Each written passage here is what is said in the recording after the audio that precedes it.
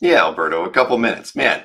I can't tell you what problems we've been having around here, but been a busy evening, and so much so that I'd never bothered to muck around with my webcam and mic before the show.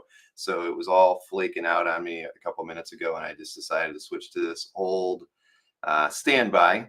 And Felix was having problems with his camera and mic, so he's rebooting right now. So yeah, so I decided not to wait. I get things started, and when Felix gets in here, I'll bring him in. Time is money. You're absolutely right, Marcus.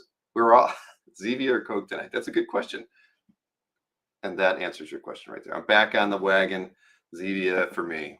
But yeah, it's been a fun couple days. Actually, I finally feel well rested after this weekend, which is a good thing, because on Tuesday I had about hit a wall. I think even yesterday I hit a wall, but today I feel fantastic, and it's not because of Zevia, because that's my first one. But yeah, we managed to get through last weekend unscathed. It went actually much better than I could have ever hoped.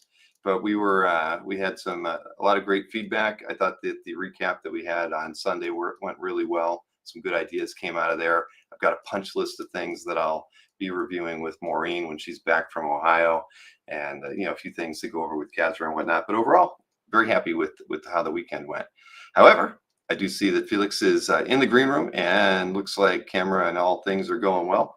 So I think he's ready to bring it in. So I'm gonna get him over here and get him in the studio with me. Hey, how's it going, Felix?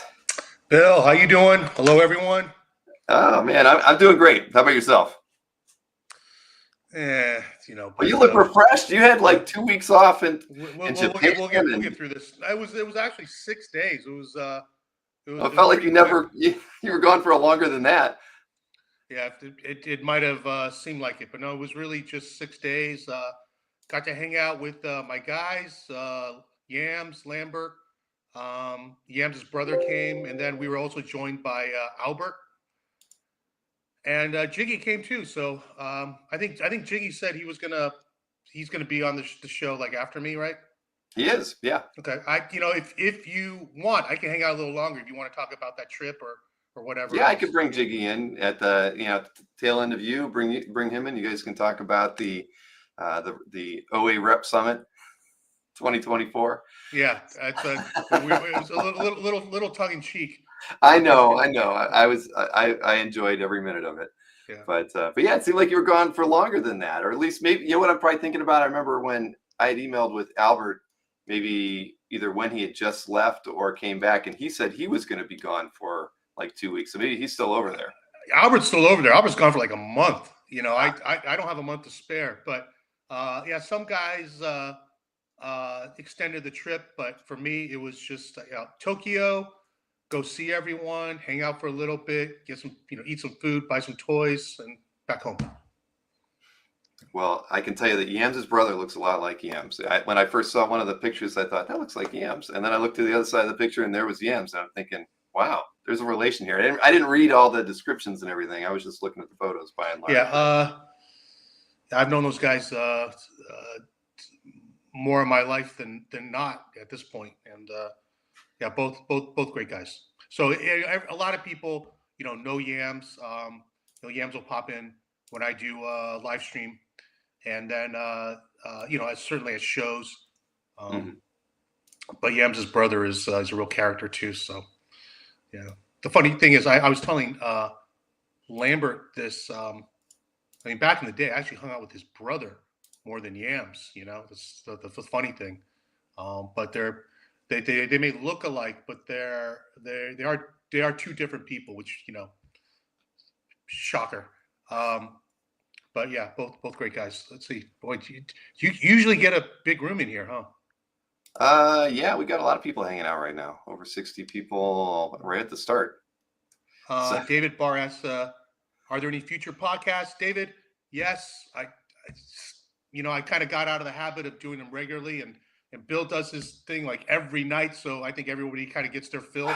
But I do plan on doing some more. I've got some guys lined up. It's just a matter of finding the time. Yeah, I'm trying to find ways to not stream anymore, Felix. So hopefully there'll be some open nights for you in the future. Yeah, I've got this one guy coming up on the show might have heard of him. His name's Kevin Smith. So I'm kidding. I'm kidding, Bill. I'm kidding. I know that was your dream guest. I'm That not gonna was my step. dream guest. If I'm you not gonna told me step on your Mandel was toes. going to be on I'm with not you, I gonna was step going on to be your. Yeah, upset. you Those would be get him. fighting words. You get him. You get him. Yeah. Oh man, but well, the thing is, I've never been to Tokyo, but I know that I think it's like in June. Yoshi has that next Japan Comic Art Expo or something like that, and my kids want to go back to Japan. They've only been there once too, so I may end up trying to work something out with them early in the summer where they can get their trip, and I might get an extra trip. Squeeze in a few days where I can go too and at least see Tokyo because I've never been there, and then maybe even get over to Japan Comic Art Expo, see the show. Sounds like a fun gig. I don't know if you've ever been to that. No, but one of these days, we're planning on going back again. We all had a great time. It was actually Jiggy said, let's do this again, but around a show. So we'll just have to pick a show and head back. Boy, a lot of nice welcomes in here. Thank you so much. Number one Marvel fan says I'm Felix the prop guy. This is funny. I own one prop. Marcus got to meet me in Long Beach, and actually that was at the Daniel Warren Johnson signing. So good to see you again, Marcus. And then got a hello from Jason Ladwig, and I have to really single out Jason, fellow collector. I first saw him on one of these shows, but then also said hello at OAX. OAX last year, yeah. Yeah, and turns out he's a renowned pulmonologist, which has really come in handy for me personally because my dad's been dealing with some issues. And Jason, I'm sorry to expose you like this, Jason. I hope I don't blow up your inbox, but he's an amazing doctor. That's all I can say. He's it's like the ideal doctor is someone who's extremely skilled and is an expert in their specialty and is the best at what they do. I mean, that's the first and foremost. But if you can also have a doctor who has exceptional bedside manner and just a really good human being, that's the golden ticket. That's the unicorn. Turns out Jason is one of those guys. And I've had my share of doctors and hospitals, and it's rare to come across someone like him. So hats off to Jason. Thank you so much for being there and for everything you've done for me. I hope you make it to OAX because dinner, drinks, everything. It's on me. I think I owe him some dinner and drinks too because he helped us out on the Friday before setup really began. He was there helping us carry stuff around and move things around and hold doors, and I didn't really get a chance to talk to him at all. So after you buy him a drink, I'll buy him the second drink. Sounds good.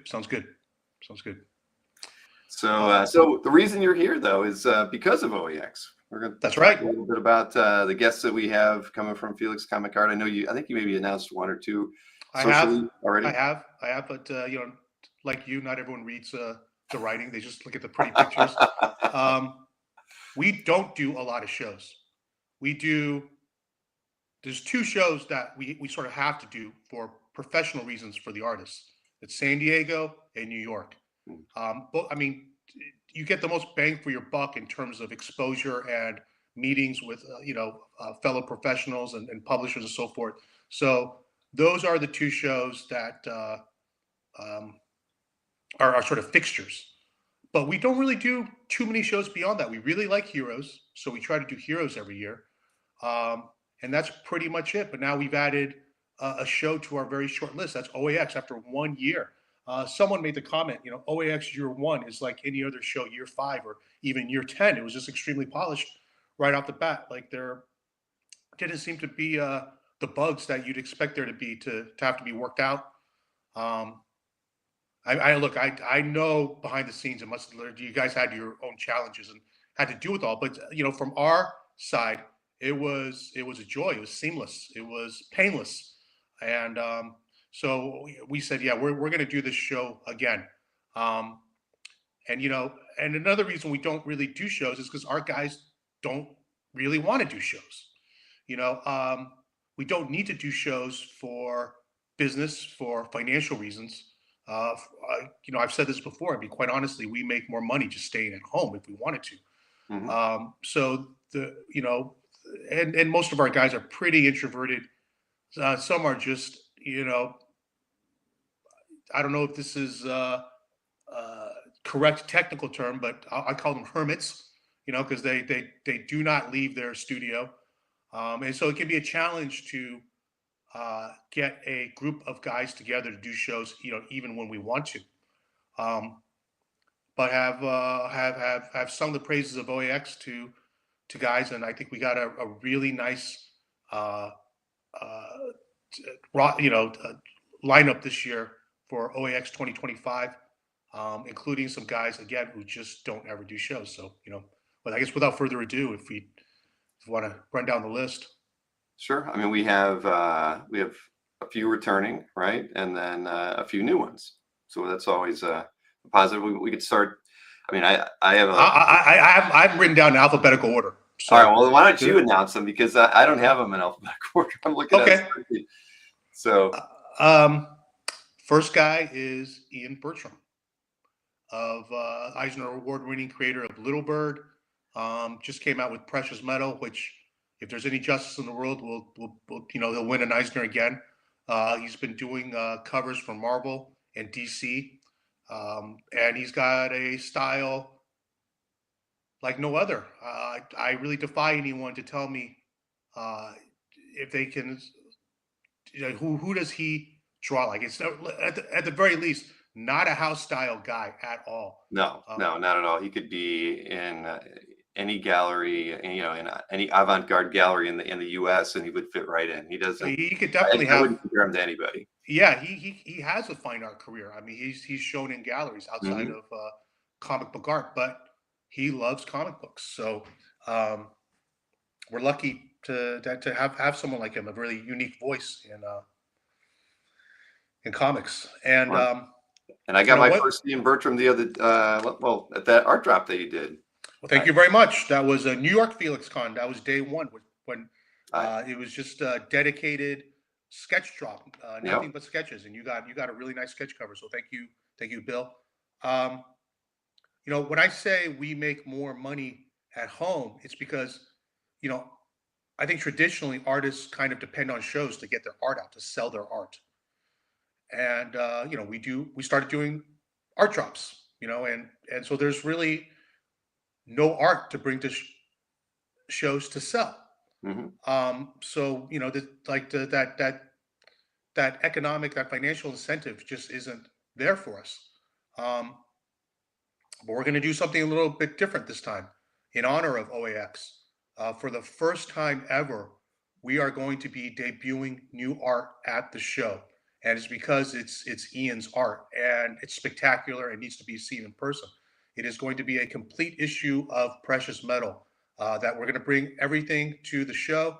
These are all wall power size, 19 by 24. So if you're watching and you think you're interested, make sure you bring a portfolio or a carrying case that can hold that art. I will tell you that it does fit in the overhead. That's not a problem. But you do need to have something big enough to take it home. Now, if you come to the show and you didn't know that we were going to have this wall power art and you decide you want to get it, no problem. You can still get it from us. I'll ship it to you after the show. But if you're like most of us and you need that art in your hands, come prepared. Come prepared. What's the size that portfolio that they should bring if they want to pick up? 19 by 24. 19 by Actually, 24. something? It might be 18 by 24 might work, but it's not really the portfolio; it's the carrying case. Right. So just have a carrying case that'll fit 19 by 24. All right. Well, when we send out some press release about it, I'll make sure we get all the specs down so people know what to do and then know what their options are if they just spur of the moment pick up a piece and don't have any way to get it home. It sounds Yeah, like it's really it's not even as much about the sales us bringing it Mhm. because we could just do a drop at any point and Of course. it'll do well.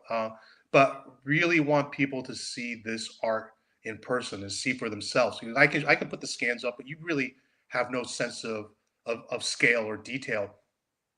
So you kind of need to see these up close. And this is the show of art collectors. This is only art collectors. So I think if any crowd in the audience would appreciate this opportunity, it would be the OAX crowd. So yeah. Well, that means a lot, Felix. I mean, that's something we've tried to encourage anybody from a solo artist that's coming to the show and setting up a table to any of the art dealers that are out there. We want you bringing some new material, a reason to attract people to your booth, but also, that's just something that's going to excite the base to get in the hall early, to not buy a Sunday only ticket because they know if they don't go on Saturday, they're not going to have something there. Plus, whether they buy it or not, there's going to be great things to look at. So yeah, and for us, it's let's say we don't sell any of the art. That's okay. I mean, the main purpose is for people to see it, and just thinking longer term. It doesn't have to be that immediate short term sale. We're okay with that, But I think it's going to do well no matter what. And yeah, come in early. You get to see all the pages. I mean, I'm telling you, flipping through this thing is pretty cool. It's pretty cool. Well, thank you, Felix. That's great. And please thank Ian as well for allowing us to kind of you hold it back until OAX, because that's it means a lot. And I've never met Ian, so I'm really looking forward to meeting him in person. He doesn't do shows. He did New York Comic Con this year. That's been it for a long time. I think the last one he did was maybe Heroes, like 2016, 2017. He just, but he likes the idea of a art focused show, and he's going to give it a try. We'll see how it goes. Well, I'm excited. Whenever we can preview anything, I know you'll probably hit your mailing list first, but if you allow us to send out any PR for that too, that would be great. So I think we have 5 other people we're announcing tonight. Okay, so it's funny. Kazra chimed in. He goes, "I hope Nick Dragata is on the list." And I don't know if there's insider info, but as it turns out, next up alphabetically is indeed Nick Dragata. Nick Dragata, who is, the comic artist darling of the moment, thanks to, the absolute smash hit, Absolute Batman, which has just been announced as the top selling book of the year currently at 400,000 copies, but they're going to keep reprinting this thing. So it's going to hit 500,000, no problem. And that's the biggest selling book in a long, long time. And without any gimmicks, Teenage Mutant Ninja Turtles sold 300,000 copies, which is huge, but 100,000 came from a Whatnot deal, Right. These are, this is from true demand. Now, it's been a boon, between Absolute Batman, Absolute Superman, Absolute Wonder Woman, and before that, the Energon line by Robert Kirkman is Skybound, which is headlined by Daniel Warren Johnson's Transformers. I mean, these things are bringing people back into the shops. It's been a huge boost for direct market, for comic book shops. I go to my two comic book shops that I go to every week are The Escapist in Berkeley and Cape and Cowl in Oakland. Cape and Cowl won the Eisner for Best Retailer, both great shops. And they both told me, that it's not just people coming in to buy Absolute Batman. It's all the lapsed readers, and new readers. And there's a ripple effect. They come in to get Absolute Batman, but they also want to check out some other stuff. So they're buying all these other books too. I hope they can keep that excitement going. But yeah, really big deal for direct market and very exciting. No, it's been wonderful to watch from the sidelines, seeing how popular the book's been. And honestly, it's great to have Nick back. I mean, he was one of the people that when we got messages about people, artists that they were happy, and had great experience. I'm gonna tell you something about Nick. Another guy. He does maybe 2 shows. The aforementioned San Diego, New York. Because he gets it's the most efficient for him to see as many people as possible. He doesn't really do that many shows outside of that, but he did OAX last year because it sounded like fun, and he's doing it again this year because it sounded like fun. And MegaCon, right, is is right around you. I just signed an NDA, so I could talk about this. You know, there are shows and organizers and facilitators throwing money at us. Okay, offering Nick big money for appearance fees, for signings, guarantees, blah blah blah. You know, Nick has turned those down to do OAX. You know, he could have gone and done MegaCon for a good amount of scratch, believe me, Right. and he decided to do OAX, which I think again, uh, huge testament to the experience, you know, that he had last year, because he's bringing his family and they're gonna have fun. Um, yeah, so you got Nick Dragata, who, you know, my inbox every day, I get inquiries. You know, we want Nick at the show. We want Nick at the show. We want Nick at the show because of Absolute Batman, and you know, Right. I mean, I can only imagine that it's because of the fans saying, you know, this is you know, these are the artists they want, and of course they're going to want Nick because of the success of that book. I mean, everybody wants to get their comics signed, so they'd love him to be at every possible show every weekend of the year. But no, I mean, that's, you know, Nick was here once, so he knows what to expect, you know, in year two, and the fact that he wants to come back is it's an honor, man. It really is. It, you know, it means a lot to Kazra and I that to have people, you know, like Nick's caliber and Ian's caliber believing and, you know, and wanting a show like OAX to be successful and be a part of that at the beginning. So yeah, that's incredible. and speaking of Nick, you know, someone asked earlier about the podcast, and yeah, we are going to have a podcast and talking about Absolute Batman. Mhm. It's particularly our first art drop for that Absolute Batman #1, which, you know, broke Trad Moore's record for the highest grossing uh, art drop for an individual artist for an individual issue. Mhm. And you know, I not surprisingly, you know, I know those are crazy numbers. And I'll get into some of that in the podcast. You know, I'm still trying to formulate, you know, who I'm going to talk to. But I know there's been some speculation or uh, suspicion, perhaps, that somehow it was set up, that people knew what the prices were ahead of time, or I had buyers lined up ahead of time, and that's not the case at all. You know, it is. You know, we go in with our fingers crossed and hoping for the best, and you know, we knew these prices were going to be surprising, and you know, it could very well have been that the market would reject them, Mhm. but nothing was predetermined at all. So, you know, for anyone in the audience who might have thought otherwise, like Marcus, I see you, Marcus. Um, you know, we'll hopefully settle that. Yeah, I would never have thought that, Felix. At the end of the day, I mean, I'm you're. playing around. I'm playing around. I'm Oh kidding. no, I know, but Mark, it's I you don't. know, I'm not so agreeing with Marcus, you but know in what? You general, know, it's funny.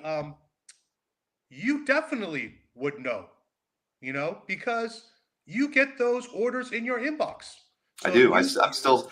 One of these days I got to turn it off because, you know, well, I turned it on way back when we had those problems. But oh yeah, no. When that drop happened, I probably got 400 emails in a spam. so you see, you I know, see the volume.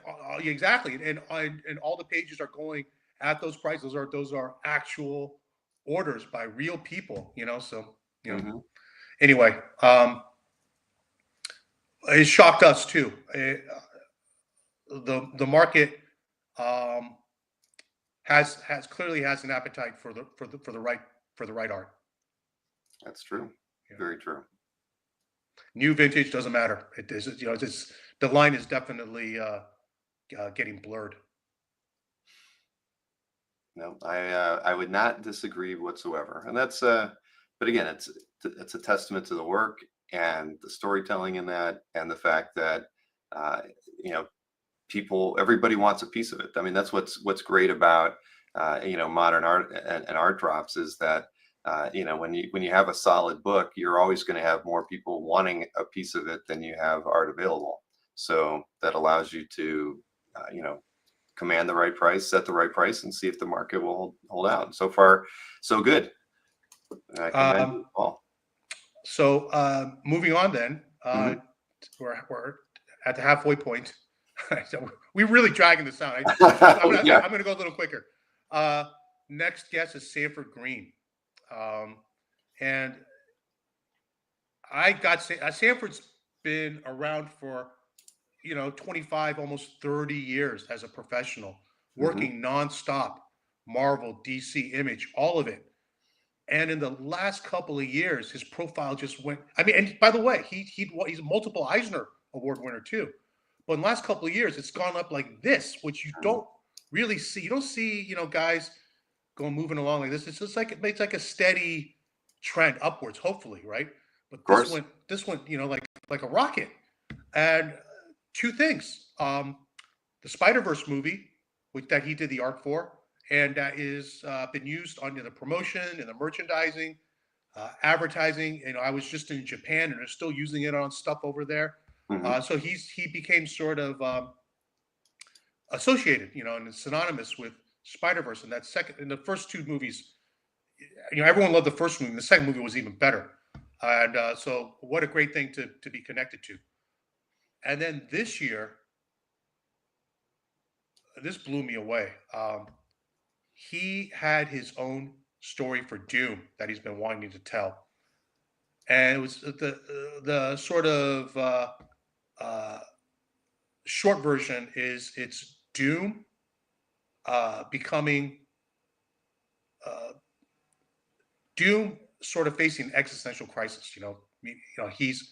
He's at that crisis, existential crisis being Galactus. Like Galactus is going to devour everything, and he cannot stop Galactus alone. So what does he do? He gathers all the heroes to take on Galactus. It's a great story. It's like it's a perfect Marvel comic book story, and it's one oversized volume, one and done. It's great, and I thought it was fantastic.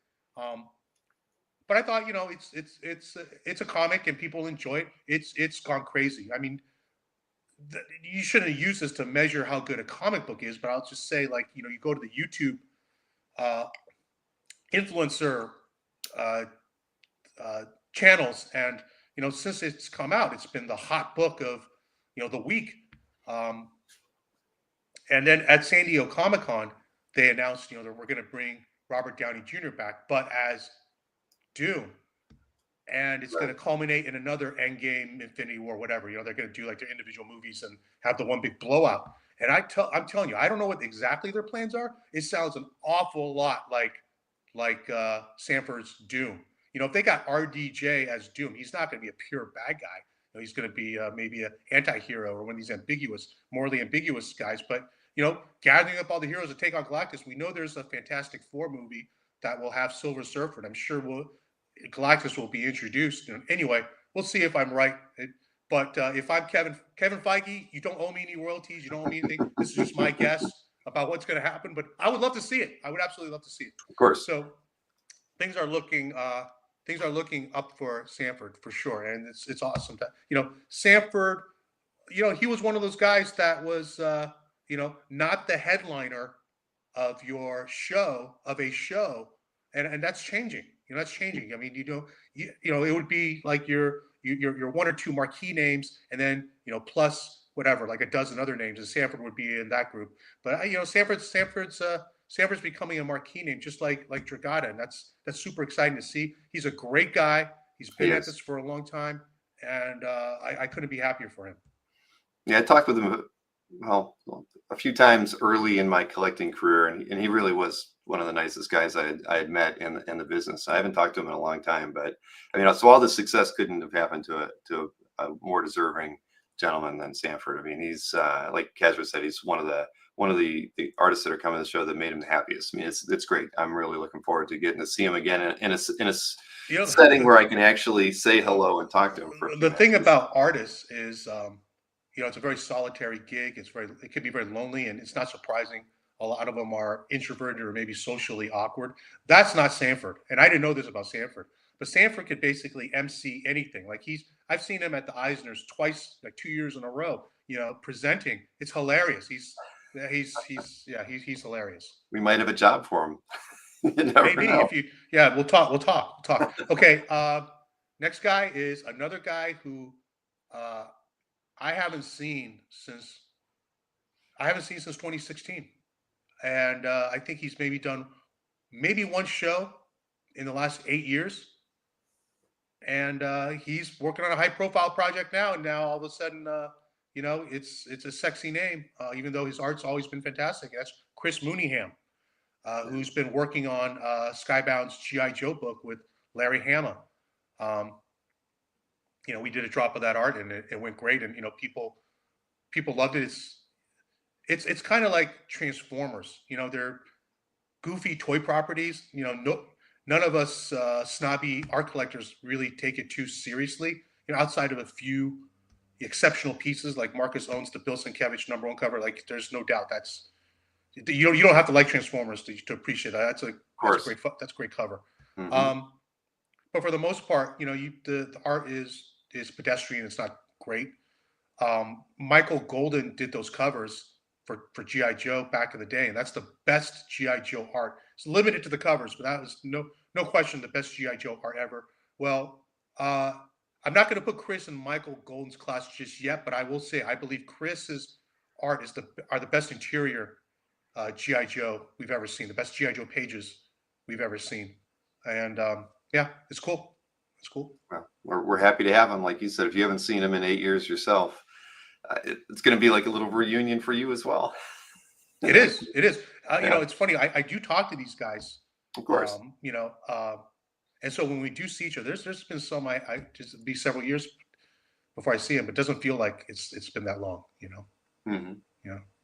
Alberto got a cover. By the way, when Alberto got that cover, I was told by Chris that it would be published, but we couldn't find an image online. And I told Alberto, look, if we're wrong and it's not published, just send it back. I'll give you a refund if I'm wrong about that. But Alberto, I can confirm that it was published for the trade cover, because I actually bought that trade just for that cover. So can confirm. Makes Alberto happy. Yeah. Next up is a returning guest from last year. Someone who used to do shows, but for the last few years has been really buckling down on his own personal passion project. Instead, someone who's been on the YouTube your channel before. That's Nick Patera, who is the very first guy I repped. I always have a soft spot for Nick. His project is called Axe Wielder John. It's the most successful crowdfunding campaign in Zoop's history, the Zoop platform. Mhm. He's working on volume 2 now. When I say he's devoting all his time and energy to it, he is. I like taking commission lists for guys because it's more money for all of us. It's extra income. It pads the bottom line. And but Nick says, look, it's at this point it's going to be a distraction. I really got to work on this book. And that first volume, hugely acclaimed. Got no love from the Eisners, but Eisners can be a little screwy. But got a lot of love from the pros. You ask any of the pros who've read it, and that would include people like Jeff Darrow, Mike Allred, Frank Whiteley, just rave about it. Daniel Warren Johnson got a copy, and he read it, he was so excited he had to call me to decompress and talk. Like when you see it, you watch an episode of Breaking Bad, like when it was airing, and Of course. it's like you're wrung out at the end. You gotta talk to someone about it. That's what Dan was like with Axe Wielder John. So if you haven't picked up a copy yet, Nick will have copies at the show. He will do a remark in it. And I will say I talked up Sanford as the funny genial guy. He doesn't hold a candle to Nick. Nick is probably the biggest personality you'll run into. Yeah, maybe. I didn't get to talk to him last year, and I was going to pick up a copy of Axe Wielder John. Yeah, maybe that's not a good thing. Maybe it's good for Sanford that he's a little more restrained. But anyway, Well, you don't want to sit them next to each other at the show then, because that just might be, that'd be the hangout. All the collectors are going to be there, hey, wanting to hear what they have to say and listening to the banter. Have to keep them apart. I don't know Yeah. what. Let's see. Yeah. No, actually, well, it's oddly enough in the way we have things temporarily numbered. Sanford's right next to Nick, so there you go. We've already got a hot corner in over Yeah, there. So yeah, that'll be yeah, yeah. We'll see what happens. Okay, and closing things out, our sixth and final guest, and I was hoping to get more because your next guest, Jiggy, has seven, so he beat us. He beat us. we He's did. bringing seven, but I'm very proud of the six we are bringing. It's a small group, but it's mighty, and we're closing things out with an announcement for Chris Stevens. Our resident art master. I mean, just our you're going to see Ian Bertram's pen and ink work, which is going to blow you away. But you're also going to get to see Chris Stevens' color work, and he also works wall power size. So I challenge any other group of tables to have more impressive art than our corner with Ian and Chris. Last year at the show, Chris brought it's probably the craziest commission he had executed at that point, which was Spidey versus the Sinister Six, and each character is drawn full figure and incredible detail. And Chris has a proprietary coloring technique, so you don't see anything like this.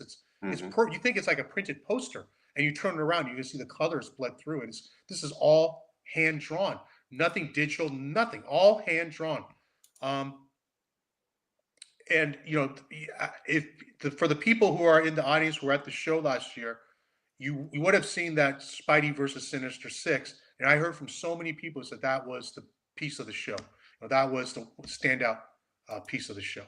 Yeah. There were a lot. I mean, Chris's work has always been, some of the most impressive that I've seen, even when he was only working in black and white, right? I mean, that's where you first saw him, when Tim Townsend was kind of mentioning, how he thought Chris was this incredible talent, and then you see his work in color, and it's mind-boggling. You can look at a lot of other artists out there. Well, not a lot. There's several artists that you think of when you think about color, but Chris has an approach to color and detail and fine detail really like nobody else. And just seeing his stuff in person was great. I mean, I hadn't seen Chris at a show before, so it was amazing to get to see those pieces in person. Yeah, Jason D'Ambrosio says I became a Stevens fan, at OAX from seeing his art at the show last year. There you go. Again, I really try to highlight and promote the art online, but there's only so much you can get from the screen. Is nothing beats seeing it in person. And that was the first show I've done with Chris. I've only done 2 shows with Chris. That was the first show I've done with Chris where he brought all the art and he had on a palette and got to display it. And I will tell you that may have inspired me to talk to Ian about bringing his art to have the same effect, because you see all the the people in the chat who were at the show who got to experience it. They agree. So anyway, I think the same thing will happen with Ian's art. Well, I think so too. And if there's anything that we can do to help as far as presentation wise, let us know. I mean, we're going through a lot of different. We're talking with a lot of the vendors right now as far as. Well, a lot of it is actually. I've been talking through with Ian. My thought was, well, you guys have that sort of pop-up gallery space. Maybe we could display Ian's art there and have people get to see it. But Ian actually nixed that. Ian says, no, I'd like to have it here so I can engage with people, Sure. directly about the art. So he can answer any questions. He could explain, his artistic choices and decisions. So he actually wants to have that back and forth. So yeah, we'll see how it goes. Well, I mean, this is a great lineup, Felix. Obviously, I think this is great for year 2. I think it's a perfect lineup. Half new, half returning, and I mean, it's just it's a powerful group of artists. I'm proud that that these guys put their trust in the show and belief in you and the things that you've told them about year one, and that they're ready to throw it down at OAX in January. So it's going to be great. It really is. We're finally got ComicArt Live behind us, and so it's now 100% focus on OAX the rest of the way. I mean, it was always a big focus the last 6 months, but now it's like there's really nothing else to really think about. We've got Tatiana on as an event director now. So, by the way, when I heard that, I congratulated Kazra and you through Kazra. A+ hire, A+. Tatiana's great, and even if she had no experience in doing this, she's so capable. I have every confidence that she would do well. But the fact of the matter is, she has had all this experience, and just she checks all the boxes. I'm happy for her, but yeah, I'm happy for you guys. You guys really lucked out there. Thank you. Yeah, I worked with her back in the Big Wow days, and we've stayed in touch. Obviously, I've worked with her on her website, and she's very well versed in the industry. So it was kind of a no-brainer. I mean, she was at the top of the list when we first started talking about hires and people who could fill some of the the needs that we had as a company, and it was just great being able to bring her on right away. She's going to fit right in. She's handling a lot of work that we handled last time, which is just going to free us up to do more. Kazra and I. So it's exciting. And it's funny. I had Breaking Bad on my mind because it was a favorite show. I loved that show, but I'd only seen it once. It was that show that my wife actually got me into the show. It was, and from that first season on, it was like must-watch TV, and it was just an all-time favorite show. But I'd only seen it the one time. This past summer, I ended up binging the whole thing with my kid, and it was like one of the best times ever. And but there's this one scene that made me think of you guys, which is Walt and Jesse are having a conversation, and Walt says to Jesse, Jesse, you asked me if I'm in the money business or the meth business. Neither. I'm in the empire business. And that sounds like Bill and Kazra composite. I'm gonna have to go back and watch that scene. I've actually, I like you, I waited many years, but I did see it a second time about a year ago because and it held up. It was better the second time almost being able to see all that in there. But you're right, that is a classic line, and I won't say whether or not we've actually said that behind closed doors before, but we may have. I guessed it. Yeah, but again, having Tatiana be on board is great, and we've got we have a lot of other things that we'll be announcing over the next 3, 4, 5 months. The app's going to be out. It's out for approval right now, so that's going to be out anytime soon. There's just a lot of positive things happening around, ComicArt fans. It's that we couldn't, I couldn't have dreamed was possible 4 years ago. But just bringing the right team together. There's a lot of great stuff happening around us, and I'm excited for the next 5-10 years that we've got kind of planned out in front of us. There's so many great things we can do to just make the hobby better for everybody, and I think that's really the mission here, is to make sure that not only collectors get the art they want, but the artists, the reps, the auction houses, the galleries, museums, all win. And we raise the bar and the expectations of what people's perceptions are on comic book art, narrative art, and I couldn't be happier to just be one of the people and trying to further these. Well, if you guys are well prepared and set up for when the Lucas Museum opens. I mean, you guys, everything will already be in place to for the demand that's going to come out of that. So it's like, it feels like you guys are setting the groundwork to like basically like like logistically, just everything is lined up. Yeah, no, that's true. Hey, Jiggy's in the green room, and before you want to say hi to him? I mean, yeah, I'll say hi to you. I mean, he's it sounds like he was kind of the instigator in some ways over there, and on your OAX or OA rep summit in. Me? I'm not the instigator. It's Felix is the instigator. Well, then you picked the places where everybody was eating. See, I did read some of the posts. Oh, okay. You know what's funny is, it sort of comes with the territory.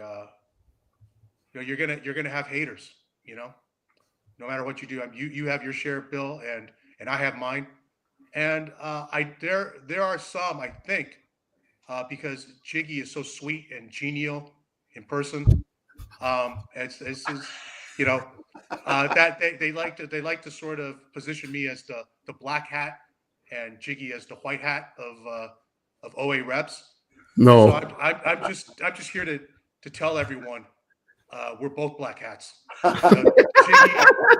Jiggy, I want to get Jiggy invited to one of these OA, or I gotta go to the next one way or another. At least be a fly on the wall. He is a baby-faced assassin. So, no, I'm not.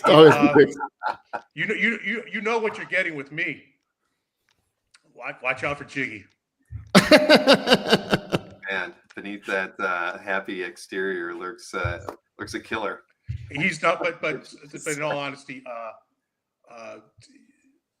you can't help but love Jiggy, right? Like, and we had a fantastic time, and he and I talked about it with Albert, Lambert, everyone. We had such a good time. We're already planning 2025. We're going to do it again. It was so chill, and it was just really toy hunting. And I was happy to see Felix, Albert, and Lambert all happy buying the stuff. Good stuff. Good times. Yep, No, great times. And Jiggy's a foodie, and so you want to hang out with a foodie in Tokyo for sure. Yeah, the Jiggy's supposedly going to introduce me to some different foods. I think when he gets here, at least. Well, you did last year too with that drink that I can't remember what it was called, but I gave Felix to last San Diego, the calamansi juice. That's it. Yeah. We'll bring more in OAX. All right, I need to try to. I'll let my kids try it this time. So, well, listen, Felix, this is I can't tell you, man. This is really exciting. I'm Jiggy. You were in the green room, so you got to hear the list of artists that Felix is bringing. But it's going to be really exciting, and just for OAX as a show is so much more than a show. It's these opportunities that the three of us are getting to talk now about the industry, the artists that we love, how we can make our businesses better. That's the difference. One of the differences that we want OAX to convey to everybody is that we're in it for everybody to be successful, and it's not just like putting you guys behind a table and getting attendees through the door. I mean, I want to work hard for everybody to make sure that it's a great experience from beginning to end. And I look forward to the next couple months where we can tease some of the stuff maybe that Ian's bringing, and any of the maybe do a flip of whatever Chris Stevens might be bringing. All that stuff. That's exciting and fun, and I enjoy being a part of it. I got to sing out a comment here from Pop Sequentialism, who is of course Matt Kennedy, and he says it's a shame that Gaston was in charge of those early Japan trips instead of me. So that's a little bit of history there. Back in the late 90s, I used to go to Tokyo every month.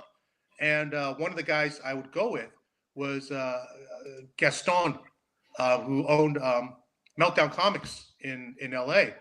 And Gaston had he had a whole orbit of buddies and pals. He was definitely the center of that universe, and including people like like a lot of Hollywood people like Leonardo DiCaprio, Tobey Maguire back in the day. Anyway, one of his buddies that I met through Gaston was Matt. Mm-hmm. So we actually hung out in Tokyo, me and Matt, back in the late 90s. This goes back a long time. And I have this memory of Matt, and I don't know if he remembers, but airsoft guns are really big in Japan. And what airsoft guns are, you're not allowed to own a real gun. So they make these replicas that look like real guns. I mean, they shoot little pellets, but they're amazing replicas. It was just a goof, but it still cracks me up. Kennedy, that's what we all called him back then. Kennedy bought one of these. It was like a Glock pistol, and he had it in his waistband. So we were walking around Tokyo, and he's got this gun in his waistband. Anyway, funny memory. He's a wild man. Yeah. Well, it's yeah. Again, I can't wait for OAX too. I can't wait for the end of January. Get us all back together again, and I know it's going to be uh, twice as fun as last time. Hopefully, even more. 5 times as fun would be better. I'm like, why should I shoot for something only twice as good? But We fly in 2 months. Is it really 2 months? Yeah. Well, you're going to be there, right? Because you get there on Monday, Yeah. so you're probably getting there around the 21st, aren't you? Yeah. Around that time. Jiggy's making a big vacation out of it, as you should. But you have to give me your schedule, Jiggy, so I know when you're. I will. Well, Felix, again, I'm here for the next 2 months. You need anything we can promote, announce. Obviously, I'm going to get an email out tomorrow announcing the new artists coming from your team, and in the next 2 months, anything we want to promote, talk about, you're welcome on the channel anytime, and or if there's things I can share via email or just on my own, you let me know, and I'm here for you. Thanks a lot, Bill. Have fun the rest of the way, and yeah, really looking forward to seeing everyone at the show. All right, have a good night, Felix. All right, Good seeing you, Felix. All right, hey, good seeing you, Jiggy. Bye. All right, now it's always good to talk to Felix. It's been a long time since I've gotten to chat with him, but I didn't really get to talk to him when I saw him in San Diego. But I've seen. It feels like I just saw you the other day, Jiggy. So we're back at it again, and I know there's several of your artists in the green room too. Yeah, should bring them in. Why don't we bring them in? Because they've been waiting very patiently. I know we got Mannix in there. We've got Vaughn. His camera's off at the moment. Miko. We haven't seen Miko in how long? And Ellery as well. Ellery's in Japan. Hello, everyone. Hi, guys. Oh, we're live now? Yeah, Yes, we're live. Yep. Oh, dang. Sorry. I just woke up, actually. Had a little nap. Well, Miko, you're a jet setter, man. I can't believe your feet haven't touched the ground. You're everywhere. I don't even know where you are right now. I know. I'm like a mushroom, man. I'm just sprout everywhere. As long as there's a wet spot, Miko. Yeah, exactly. Well, it's nice to have you back on the Whenever channel. We haven't seen you in a long time. And same with Vaughn. I feel like I haven't seen Vaughn in a long time. Jim was supposed to join us, but he has to go. He said I have to go to work already, so he's driving. But he's in We the had Jim chat. on the channel. If we have, it's been feels like a long time. Yeah, it has been. Hey, Vaughn. We got to have him back on. Here's Vaughn. the wrecking crew, says Chris Stork. Hi, Vaughn. Are you like in the toy store or something? One's book just dropped. Ghost Spider #7. So check it Hey, out. look at that. Wow. In a toy Look store. at those toys, man. Wow, nice. Vaughn is one How of old us. are you? How old are you again? He's old enough. Wild at Old heart enough. is what we say. Age Because doesn't matter. Miko has 3 times the toys. He just doesn't want to. That's why his lights are closed. It's a different kind of toys which I can't show you guys. So the reason you guys are back is that we're going to be announcing the pre-con opportunities that Yes. the 4 of you are doing, and also Harvey and Jim too tonight. So that's and they're not active on the site yet, everybody. I haven't turned them on. I probably should prepare myself to do that, but yeah, this is always. I mean, this is the exciting time, right? Where collectors get to guarantee that they're going to be able to get something when they go to the show, because I know all your guys by and large do work while they're at the show, but at the same time, there's only a finite number of pieces that they can get done while they're there. So having the opportunity to pick up some pre-OAX commission spots is always a good thing to just lock in and guarantee that you've got something to pick up when you get there. And again, Jason and Felix pointed it out that it really is different to see art in person versus the screen. So one of the prime examples, like Ellery, like it translates well both on screen and in real life. Thank you. That is very, very true. I can't wait to see the piece I picked up from Ellery last weekend. It's on the way, along with Thank the you, Bill. Oh, what's that, Jiggy? It's going there along with some of the mystery sketches, so we can do an unboxing soon. Perfect. I'm not in a hurry. I'm not in a hurry Okay. at all. So whatever it's here, I'll be happy. Because I can't wait to just go out and frame shop, so I can pick out a frame to get it on the wall. So sorry, I'm just clicking around here on the website, making sure I'm ready to turn stuff on. But yeah. So how do you want to? Do you have an order on which on how you want to get things I did started? it in alphabetical order from the file I sent you, so if that's fine. Yeah, nope, I can work that way. I'm not looking at it at the moment. I should have been, I guess. But here, let me go ahead and reopen that window. So let's see here. Yeah, I can tell everybody that Jiggy is one of the more organized people that I work with. Nice PowerPoint presentation. I mean, I don't get that typically when I'm getting a pre-list. I mean, I don't mind. You get things in different ways from everyone, but I appreciate it because I think you did the exact same thing last year. It was just very well organized for me. So With a little bit of additional spices here and there. yes, that is quite true. So sorry, I'm just clicking around to get to my right screen here. But I can show the slide because you want to do. I actually made slides of these to make it a little bit easier, so I didn't have to show the PowerPoint. Okay. So I can just go ahead and show Mannix right here. Yeah. So Mannix is offering 4 types of commissions, along with 5, along with the Felix power of 22 by 28. So the rule is Mannix will Mannix and no art directing. So that's open for one. Yeah, we're turning it into a verb. Mannix will Mannix. That's going to be on a T-shirt next. Yeah, Jiggy thought of that.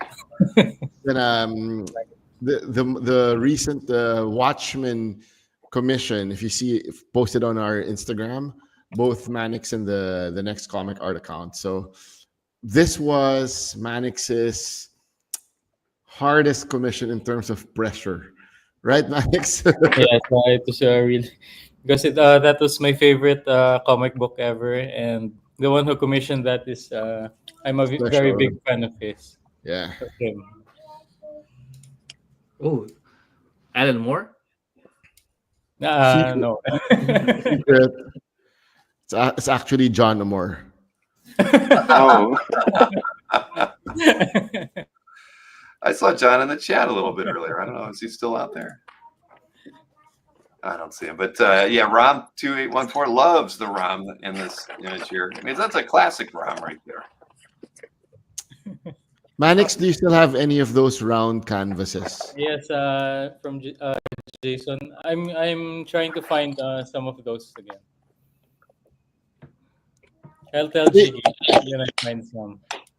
Stingray, if you go to the calf gallery of Kin Wong, you can see a very nice sequential Rogue and Gambit date night done by Mannix.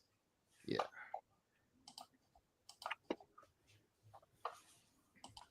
Check my email for Cassier's asking me to check my email. Yeah, there's a couple of Mannix requests already. So yeah, they've Yeah, thank you. 4 of them popped in. I can't even count. There are too many. I'm trying to multitask here. I can't look at my email, but yes, that's a good way to start. Thank you. We're very excited to see you guys at OAX. And then, of course, the president of the Mannix Maniacs, Mr. Josh Flanders, was the very first person to commission Mannix with the sequential one. So The $4,000 one is gone. I guess I can't read my email on the other laptop while I'm doing all these other things. So that's good. It's sold. The first, the wall power is off the table. Felix power. Thank The you. wall power belongs to the Felix ComicArt. Okay, I remember you had to get permission from Felix to use Felix power. All right, I said, go for it. Well, I can't close the $4,000 one just yet, but I will do it after the show. But thank you to whomever got that. We all appreciate that, and I see a few others coming in as well. So wonderful start to the show. We know that Mannix is going to be busy because he's also working on the show poster for OAX. Yes, I have to start today to be able to finish it by OAX. Well, we can't wait to see how that turns out too. Obviously, we all, everyone loves your work, and it's an honor to have Mannix working on the show poster for 2025. And we can't wait to share it. We can't wait to see it ourselves. So it's an exciting couple months ahead of us. But thank you for everybody who's already signed up for Mannix, and we'll. I know these emails are going to Jiggy too, so he's seeing them as well. Oh, I'm seeing it also. Sorry. Shoot. All right. Well, on the chat, number one Marvel fan was saying that he needs next comic art hat. Yeah, I'll save one for you, number one Marvel fan, and you can have it made by the team. I should have been wearing mine, shouldn't I? I don't think it's in my office right now. That trucker hat is definitely the best. You did well on that one. All right, and Carl's he sent one in. It's an OAX tradition. We like, it's only year 2, but we can start saying that there are some traditions that are forming around OAX. We all like that. So who's next on the list? I think it was let's see if I'm looking at it. Jim. Yeah, Jim is next. So here, let me highlight that one here. So I'll be traveling. Jim and I are going to be plane buddies all throughout. I still think that Batman and Swamp Thing colored 11x17 was one of his best pieces that he's ever done, that we did for Batman Day last year. Mm-hmm. And he does very well with monsters and creatures. So if you're a fan of that type of stuff, go ahead and commission Jim. Well, Jim's he's been a part of the mystery sketch since we started, and they've always been fantastic. Yeah, so Bill, you didn't put Cyclops. I said, let's put Cyclops. I saw that. I had a feeling that was a tip of the hat to me on there, but because you could have picked any. There's so many great images from Jim's work. I mean, even just from the mystery sketches, from watching the black and white ones initially to the color experiments, that work. It's always been great to see Jim's. Number one Marvel fan is also the number one Jim fan. So one JF and one MF, the same guy. He should have changed his name just for this evening. And I have to say, no joke, Jim has the best singing voice in the team. Really? Even over JP? He's like an angel. So Jim must be, I can't even imagine what Jim would be like then. Oh, Jim, if Sawi is on the chat, she can confirm, because we were on a lift in San Diego and Jim sang to the driver. Wow. Chuck Arnold put in you hear that he put in a request for a breakdancing Wolverine from Mannix. Okay. Might as well. He did the video. Thank you, Chuck. All right. Well, so we have 4 options here for Jim, and I highly. Sawi's here. Oh, wow. And Jim is in a band, right? Yeah, the J Brothers. Is he? You have to send us some. He's got to be on YouTube, right? That's how we can verify that he's a great singer. And he's on Spotify. Ah, okay. Yeah. All right. Well, I got the link to Jim's form in the chat as well. And let's see here. So next up is Vaughn, right? Yeah. Vaughn McRandall.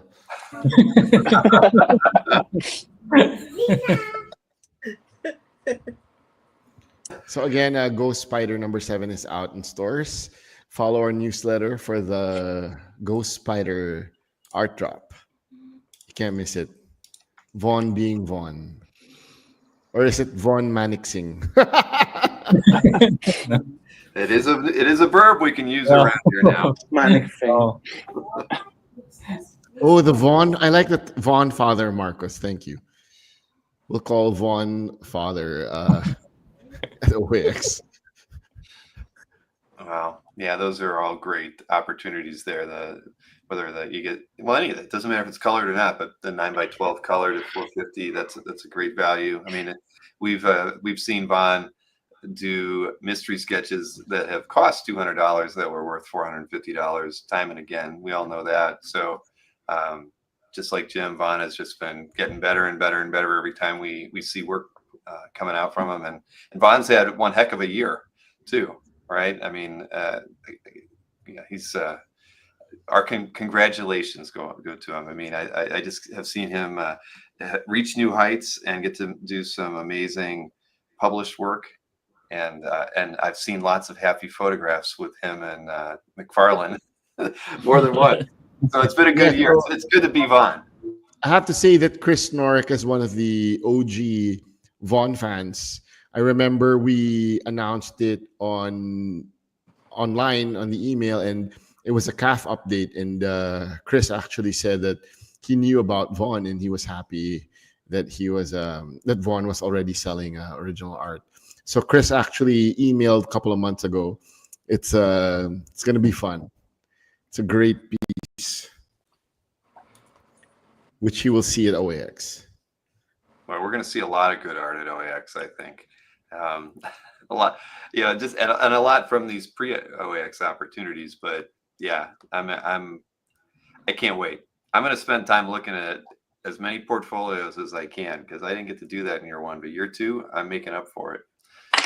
And then Josh Flanders has a lot of firsts with next. So Josh's first ever slabbed comic book was a blank cover sketch done by Vaughn.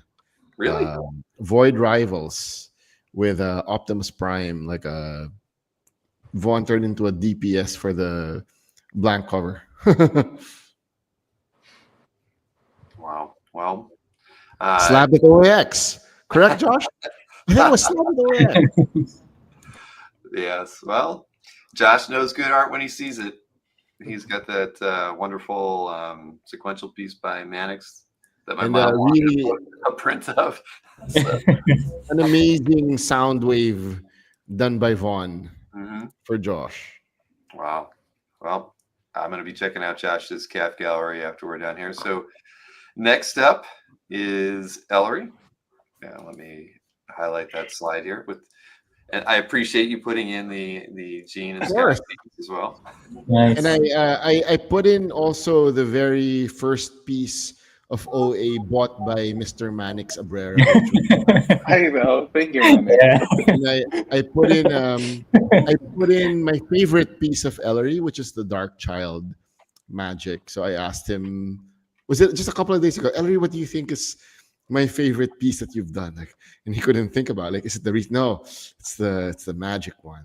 So much detail, the layout, Thanks, it's everything. Yeah, well, I mean, Ellery, your figure work, your color. I mean, there's not a weakness in your game whatsoever. I mean, I've loved your work since I first saw it, and it's beautiful, and I can't wait to. Well, I got to see some of it at San Diego, some pieces in person there, but again, I'm looking forward to getting to see you at OAX. And, thanks, Bill. and seeing the work that you bring, and also, again, the happy faces on the collectors that are going to get some pieces from you. I'll be one of them. I hope so. That's the intention while doing the drawings is to be enjoyed by the collectors. So the way I enjoy collecting, I mean drawing them. So I hope it translates. Oh no, it definitely does. So these, so what we have, a 9 by 12 colored at $375, and then 11 by 17 colored one character starting at $750, and you can add an additional character for $150. Very fair. And actually, the 9 by 12 colored option is usually artists do busts, but Ellery calls it the 3/4 body. It allows me to have more movement with my with the drawing that I do with that small paper. So I prefer adding a little bit of hips on the drawing. And we're all happier for that too. I can tell you, we're glad you think that way, Hillary. Okay, we have two more to show here, and I believe the next one is Miko's. Miko, you look like you're in like you know, I don't know, a spaceship or something. And Nice. I know nobody else can see the lighting in your space right now, but you do. You look like you're going once around the moon. You're ready to radio back to NASA after you're coming back home. But so, and again, as a world traveler, what do we got here? We got three different options here. You got a 9x12 inks bust piece for 500, colored, same size for 600, and then you've got a cover quality one character with minimal backgrounds piece for $2,000 on 11x17. You only got 2 spots open. Yeah. For that larger one. So Miko's been enjoying the doing these things, and you know, when you commission someone who's enjoying what he or she does, like it'll come out really awesome. Like, I agree with number one Marvel fan that the Doom is really, really nice. yeah, now those are Thanks, great. Jiggy. So what have you been up to of late, Miko? I don't think you have any downtime when you're not Oh, traveling. well, I think you're changing yeah. your crafting, your art table, Well, right?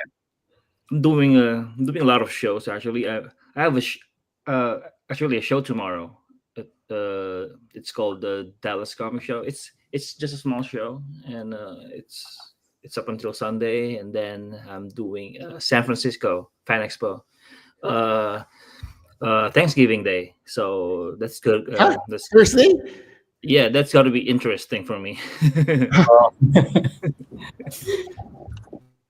San Francisco's fan. They have it on they did it Thanksgiving weekend, huh? That's yeah, it's an odd usually one because Black everybody's Friday. traveling and doing other things. And then after that, I mean that's it for shows this Mhm. year. So next year, my first will be of course OAX, which is I'm very excited for. And then I'll be doing a lot of shows after that during the first quarter of the year, So and a lot of covers, a lot of covers. I was stuff just to going to do. ask, like, you know, what can you tell us like what covers you're working on right now, or at least what's the most current work that you He just covered? sent me one Well, like 20, I'm 15, 20 actually minutes ago. I'm actually finishing this. I don't know if I can. Yeah, here I can switch over to your. Yeah. Can you show it? Oh, Wow. Who is- Oh wow. Who's that? Looks familiar. Yeah. This is one of them, and after this, I'll be doing like I don't know, five covers each for DC and Marvel. Wow. So yeah, I'm gonna be. can you like- bring it to OAX, Miko? Oh yeah, I mean all of this. This is actually for OAX. So I better finish all of this before OAX. So I think can, Alberto got his first Miko at OAX.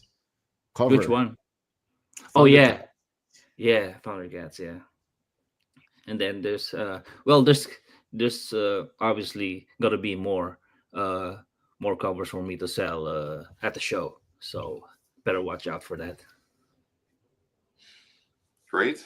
Well, we can't wait to see him, and Mhm. I hope you get some pre-OAX jobs in there as well Oh yeah. Mhm. to Yeah, keep you busy when you're not doing covers. looking forward to it. Really excited. Okay, and I did see. What did I see in the chat? Corey Russ said they got an LRA request in. So Yes, I just saw it. Mhm. Thank you, So Corey. Ellery will be working on a commission for Yay. Corey, Thanks, Nice. Corey. I see which that I one. hope could be a cover, Corey, after OAX. But we Right? all Some, hope some, that. someone at the comment, number one Marvel fan told me, "Be careful in San Francisco." What? Why? What's up in San Francisco? I don't know. Maybe It's been a while since. during Thanksgiving, no less. Oh, it's probably the cold weather. Well, it could be that. It's always cold there, but I don't know. You're gonna I mean, miss it's been Black Friday. You're gonna be it's- at the con. I mean, the last time I think I was in San Francisco was 6 or 5 years ago. So Message. it was I'll message you, it's Miko. I great. have friends there who can look after you if needed.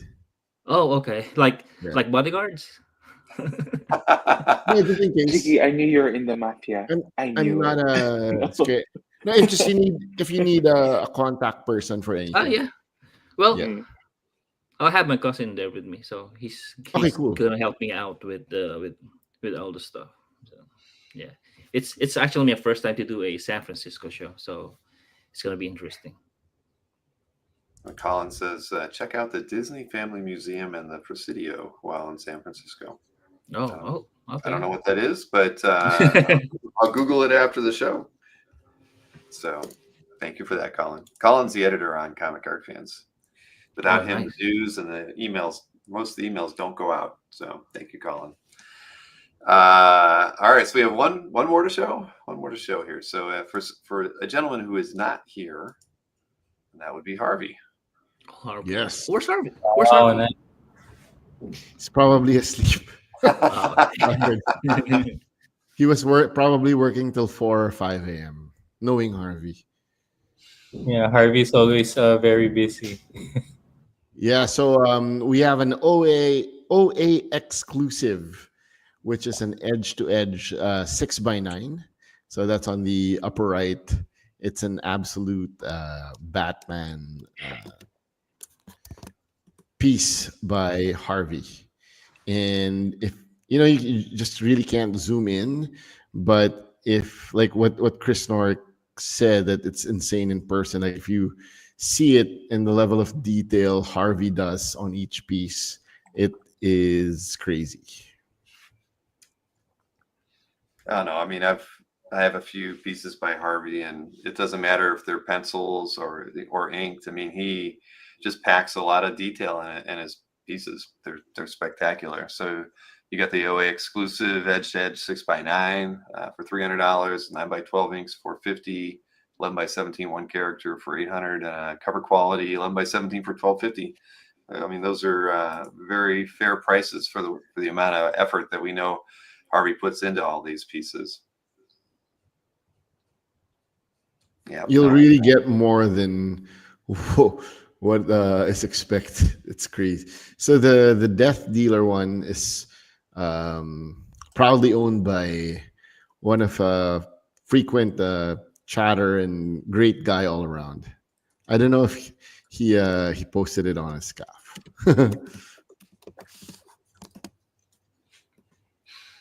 All right. Well, anybody who wants to see more of any of the artist's work, there's plenty from all 6 artists on CAF. So you can just go over there and do a site search for them, and you'll happily find a lot of commission and published pieces over on CAF to get a better idea, for what they can do. And I encourage everybody to head over to oa-expo.com, click on the pre-OAX link up in the top menu there, and you can check out all of the artists that are offering them, especially the next comic art group that we've just released tonight. Let me go ahead and hide this one there. And we do have other, I know this is just like round 1, because there are a few other artists that are coming. And I know we have a few other OA exclusive opportunities that we're going to announce, not tonight, but I'm not sure. We haven't said when it's going to be, but I'm sure it won't be too long, within the next 2 weeks, maybe. Jiggy, do you think we'll do another announcement? Yep. Yeah. Kind of some of them might be in the chat. They have not yet said anything. Right. Look, Alberto's in there going, where's the Sowie precon? Well, you'll have to. Alberto, they will come. Don't worry. For the number 1 Sowie fan, you shouldn't worry. I want him now. Alberto has to make his own T-shirts. It's that's a number 1 Sowie fan, right? Yeah. I mean, I want to see that. If you don't do it, Alberto, I'm going to print them up for you And sell it to you. Right, exactly. Yes. At cost, though. At cost. So I just want to. I'd like my Oh, 20% bill. Thank you. Well, I gotta say, I'm I'm looking forward to hanging out with all of you guys at the show, and Sal, Harvey, who's not here, Jim as well, and I think well, we have there's I don't think we're fully done with making announcements with the next Comic Art crew, as well. So we're not gonna give anything away just yet, but obviously it's going to be great fun. And again, you guys have been here working with me since you've formed. It's been a great relationship. It's been a lot of fun. I enjoy getting to hang out with all of you, and I'm going to make sure that I stop by the booth and look through everybody's portfolios this time, since I didn't get to And see Bill, it. I think we need to hang out before it gets crazy, just like last year when we Oh my went gosh, yeah, to Universal and had dinner with Josh and Sherry. that's right, Yeah. exactly. Yeah, I know I'll be. I'll be there at least by Thursday, but I can. I know you're going to be in town on Monday, so I could definitely swing down. And if you're going to one of the parks one day, I could probably do a half day. I'm always open to going to the parks. I went to Universal on Tuesday I saw afternoon. with Wolverine, right? Picture I took. I mean, I bet you, tens of thousands of people have thought to do that, but I've walked by that Wolverine, 100 times, and I never thought to have Wolverine skewer me like that. And I grabbed my daughter, I'm like, "You're gonna take this picture of me. Watch this. This is gonna be so funny." And she was mortified. Anyway, it was a lot of fun. But yeah, I look forward to getting to hang out with all you guys again. And I encourage everybody in the chat to consider getting a pre-OAX commission from the next Comic Art team. We've seen their work on the mystery sketches. We've had them on numerous shows the last 3.5 years. Their work is so much fun. And again, you just go to CAF and search on any of the team, and you'll see wonderful pieces there to encourage you to get commissions from them when you come to OAX. Hey, and Jim. Thanks, Bill. Looking forward to seeing you in Thanks for person. having us. Thank All you. right, See you. You guys have a great night. Thank you. Bye. Good morning. I'm sorry. Your day's just beginning. No, except for me. Except for me, who's in We're both nights. What time is it there? That's right. All right, everybody. We'll see you. Later. Bye-bye. Thanks, guys. Thank you. All right, there you go. Boy, busy start to the show today, but again, we got 6 artists that we were able to announce from Felix. We've got 6 new commission opportunities pre-OAX for next Comic Art, and again, it's going to be great. And and what's wonderful, we heard Felix is bringing the Ian Bertram art. That I didn't know about that. That was news to me. Hopefully, that's not the only thing that he's bringing that's new or not. But even if that's it, that's enough.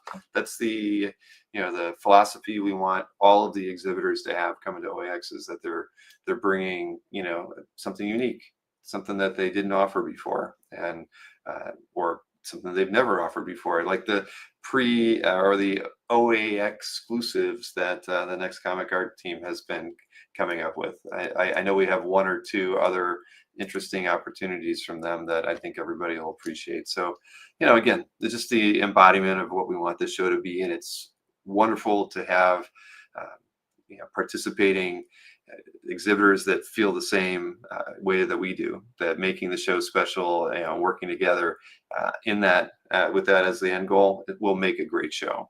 And yeah, so it's going to be a lot of fun the next couple weeks here. Let's see. Kaiser says my Harvey link isn't live. I thought I made it live, didn't I? Maybe I didn't post it in the chat. Did I not? Harvey. No, I didn't make it live. I'm a dummy. I'm sorry. Well, here, I'll get it here and I'll link it right now.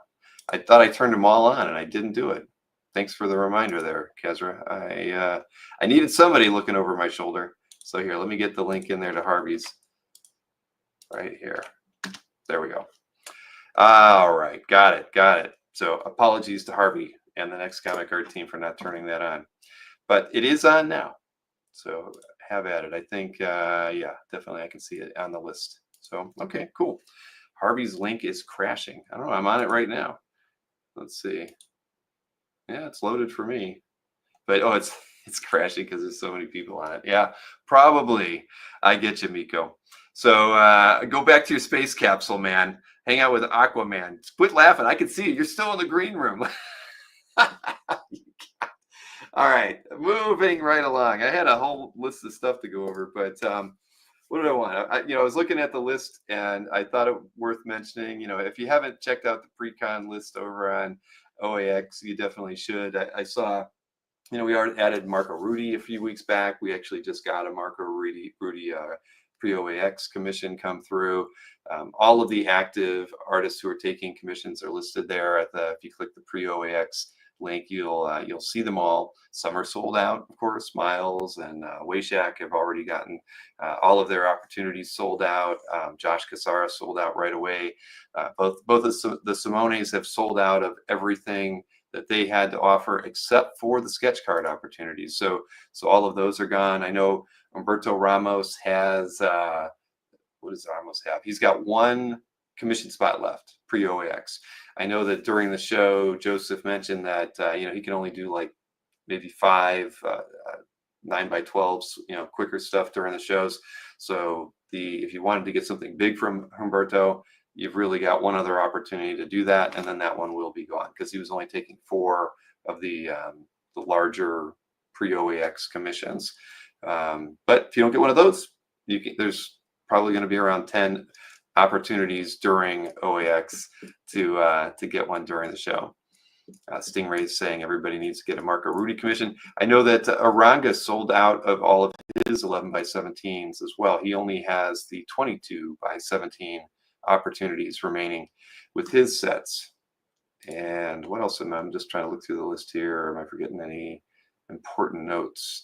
Bob Layton's still taking pre-OAX, even though he's here in Florida right now.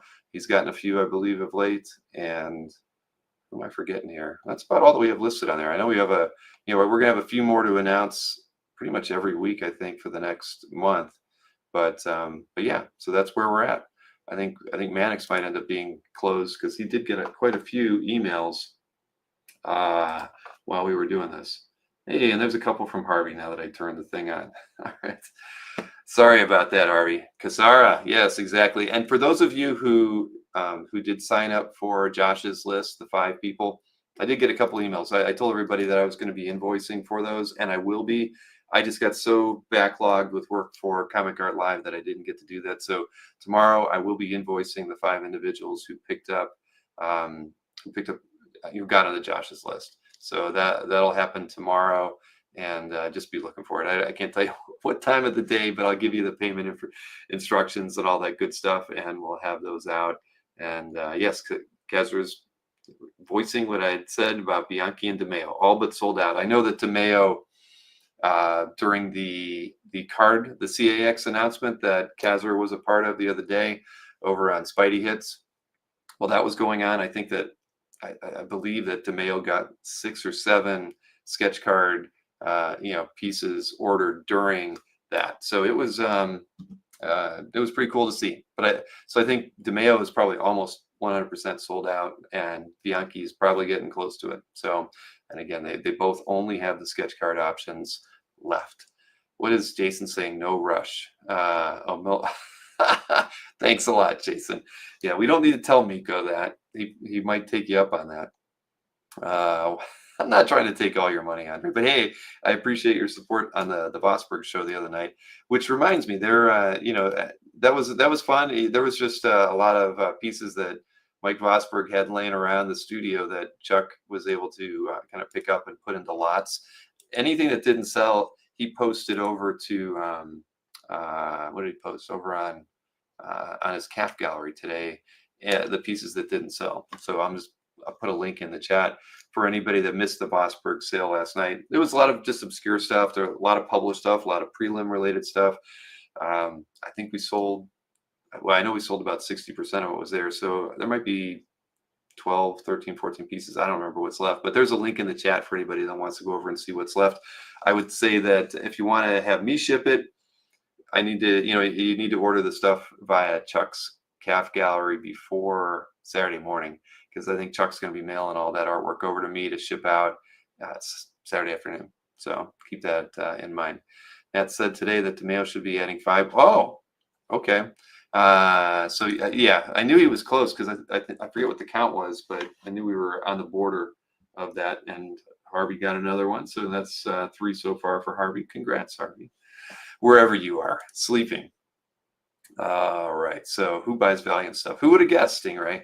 That was the question that Chuck and Mike were asking themselves after the show too. But I told them there's a core group of Valiant collectors out there that are always interested in pieces that they haven't seen, that haven't been on the market ever, and that was that. And yeah, I didn't price anything on that one. I let Chuck and Mike figure out all the stuff they wanted to do there. But at the end of the day, it was stuff that probably had been collecting dust at Mike's place that they just dug out of flat files. So way underpriced. Don't say you guys. I didn't have anything to do with the pricing. But no, they wanted it to go. At the end of the day, that was what that was their plan. That Mike wanted to just clean house. He's got it. He's got some of his personal work still, but he the things that were job related, I think he still has a ton of movie artwork, but that he's done the prelims and character studies and stuff. But yeah, he had it in his mind that he wanted to kind of move on from it. So yeah, of course you should be, Jason, Mr. Researcher. Anyway. Moving on from that, did I get everything? Yeah, let's go to the schedule next. We're an hour and a half into the show, so let's see here. Of course, I didn't upload the schedule slide, so I'll have to go grab that. See, it was a hectic last few minutes before I got this thing going in here, trying to get the darn camera to work. So failed there, failed on my upload of the schedule too. Where are you? There it is. So. I haven't added a whole lot. I can tell you, I'm trying to look at the holidays and potentially, just trying to not work as hard as I've been of late during Christmas time. So I've got kind of a light schedule around there. I will be in Cleveland visiting my mom for the holidays from probably around the 21st through the 30th. But next week we will have a signature recap with for Heritage. I'm hoping I'll have Dino and Dan and maybe even Nick Barucci turning in with that one. I haven't sent out the invites, but I kind of put the date out there a while back, and I know that Dino and Dan are always up for it. Then I've got the following week, I've got Tariq coming on and for an interview. We've been kicking this one down the road for a while, but I think we're finally going to have it. So we'll see. Jordan and Matt DiTullio, we have a I think it's a low-end show that we're going to be doing on the 7th. That's a Saturday at 2 p.m. at Comic Connect for an auction preview. Kin Wong, we've been emailing. I should have his show scheduled. How did I get that one? Alfredo is not on the 10th. He's on the 17th. Didn't I do this last week and I still didn't fix it? Anyway, Alfredo, the 17th, the last interview before Christmas. Then we got Dexter Vines. He's going to be on with me on the 14th. That's a Saturday at 2 p.m. We've got, and then that's all I have through the end of the year. And then after the first of the year, I've got another signature auction preview with Joe. We got from those panel punk. I can't even remember what Panel Page Punks. Is that the name of that new art rep? They're going to be joining me. The two artists are Aaron Campbell and Scott Hepburn on the 11th of January for a 2 p.m. art sale. And then I've got George Genty coming up in February, Howard Chaykin's coming back, and Jeffrey Moy. I don't know if Jeff's in the chat or not, but I'll have him back on March 1st. So yeah, busy. But there'll be a lot of things getting filled in there, but I'm going to keep the period around Christmas and New Year's a little bit open. We will be there for Kin Wong. All right. Moral support, right, Josh? You guys. Yeah, I always look forward to hanging out with Jake and Tony. I really do. He's always a lot of fun. We haven't done a show in about it. I think it's been a year now. He's just been busy, and we did so many shows. We did about 6 shows with Howard in a 2-year window, and we did the last one. We're like, we need to take some time off. Let's like push it down for another year and do another one. So we're finally going to get back to doing that. I love Genty's work as well. He and Dex have, of course, worked together quite a bit, and so George's name has come up numerous times to try to get him on a show, and it's just finally worked out schedule-wise where we can have him on. It'll be a good time with him. So packages. I'm only going to open one, and it's not even for me. I've got during Comic Art Live, I picked up a couple things. You heard it from Next Comic Art, and I did buy one other piece over the weekend that I won't get for a little while. I know it's probably not going to get shipped for a couple weeks, but Maureen told me she was shopping, and she didn't tell me what she was buying. She just said she was going to be picking up some stuff, and she's out of town. Remember, she's up in Cleveland right now. So I got this in the mail because from Ken Landgraf, who came over with the IC3 group, and he was in the Indie Hall.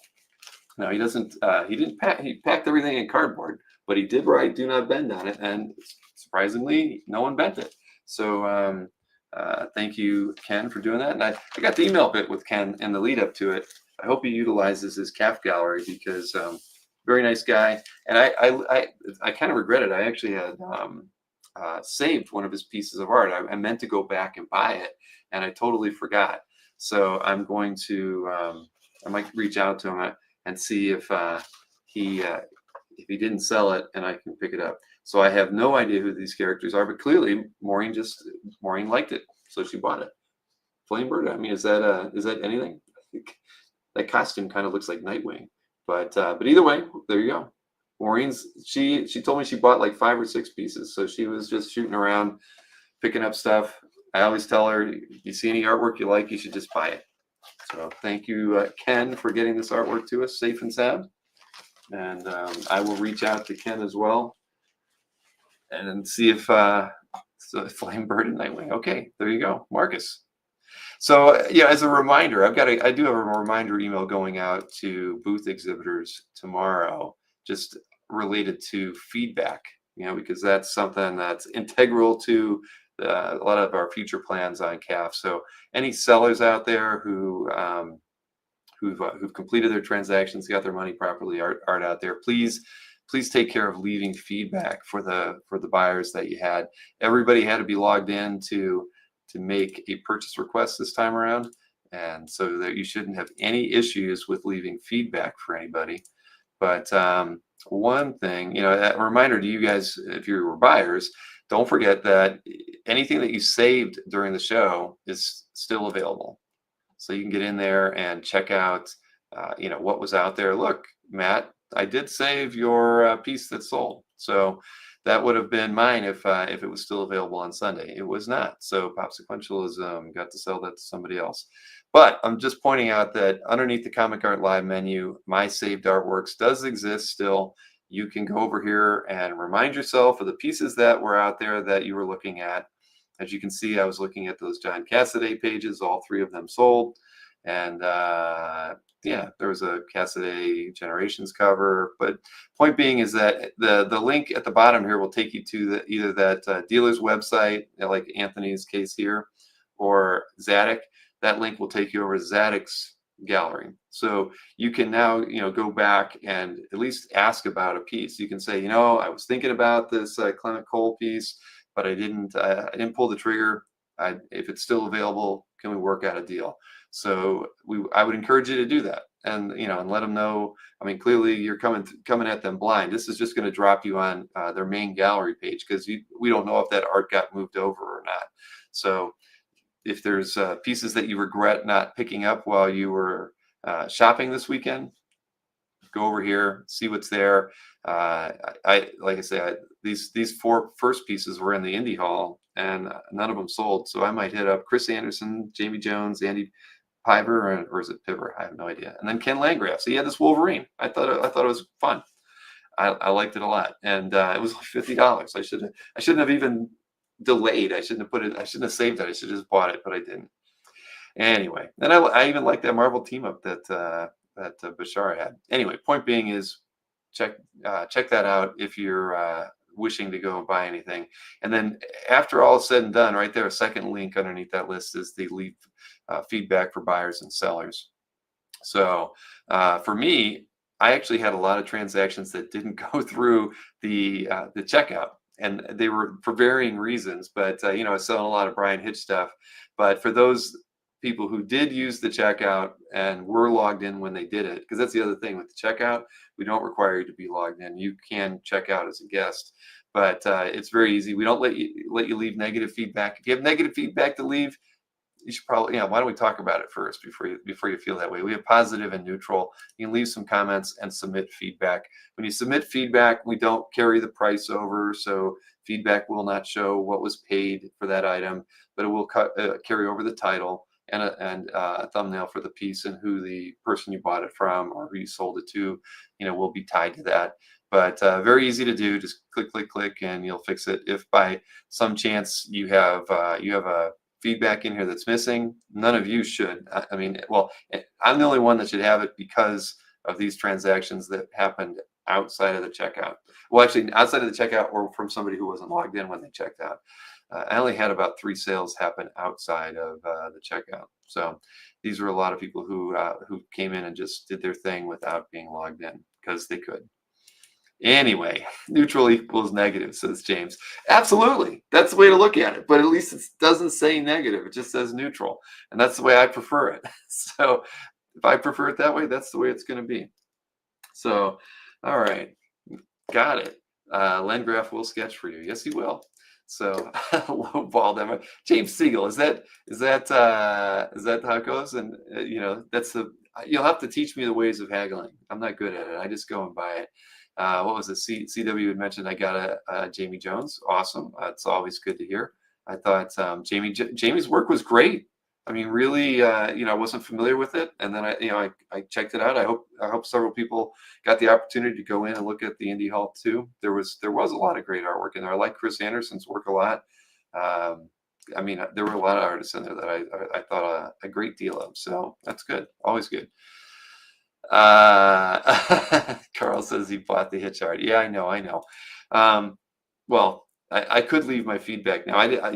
Brian's got to ship me the artwork. And I can tell everybody, because I got asked this a lot. A lot of people weren't ready to pull the trigger because they were buying other things last weekend. So when the show was over, I asked Brian, "Are you only going to ship me the artwork that's sold, or is it okay? Are you going to ship me everything so that I can put the other pieces into my CAF gallery?"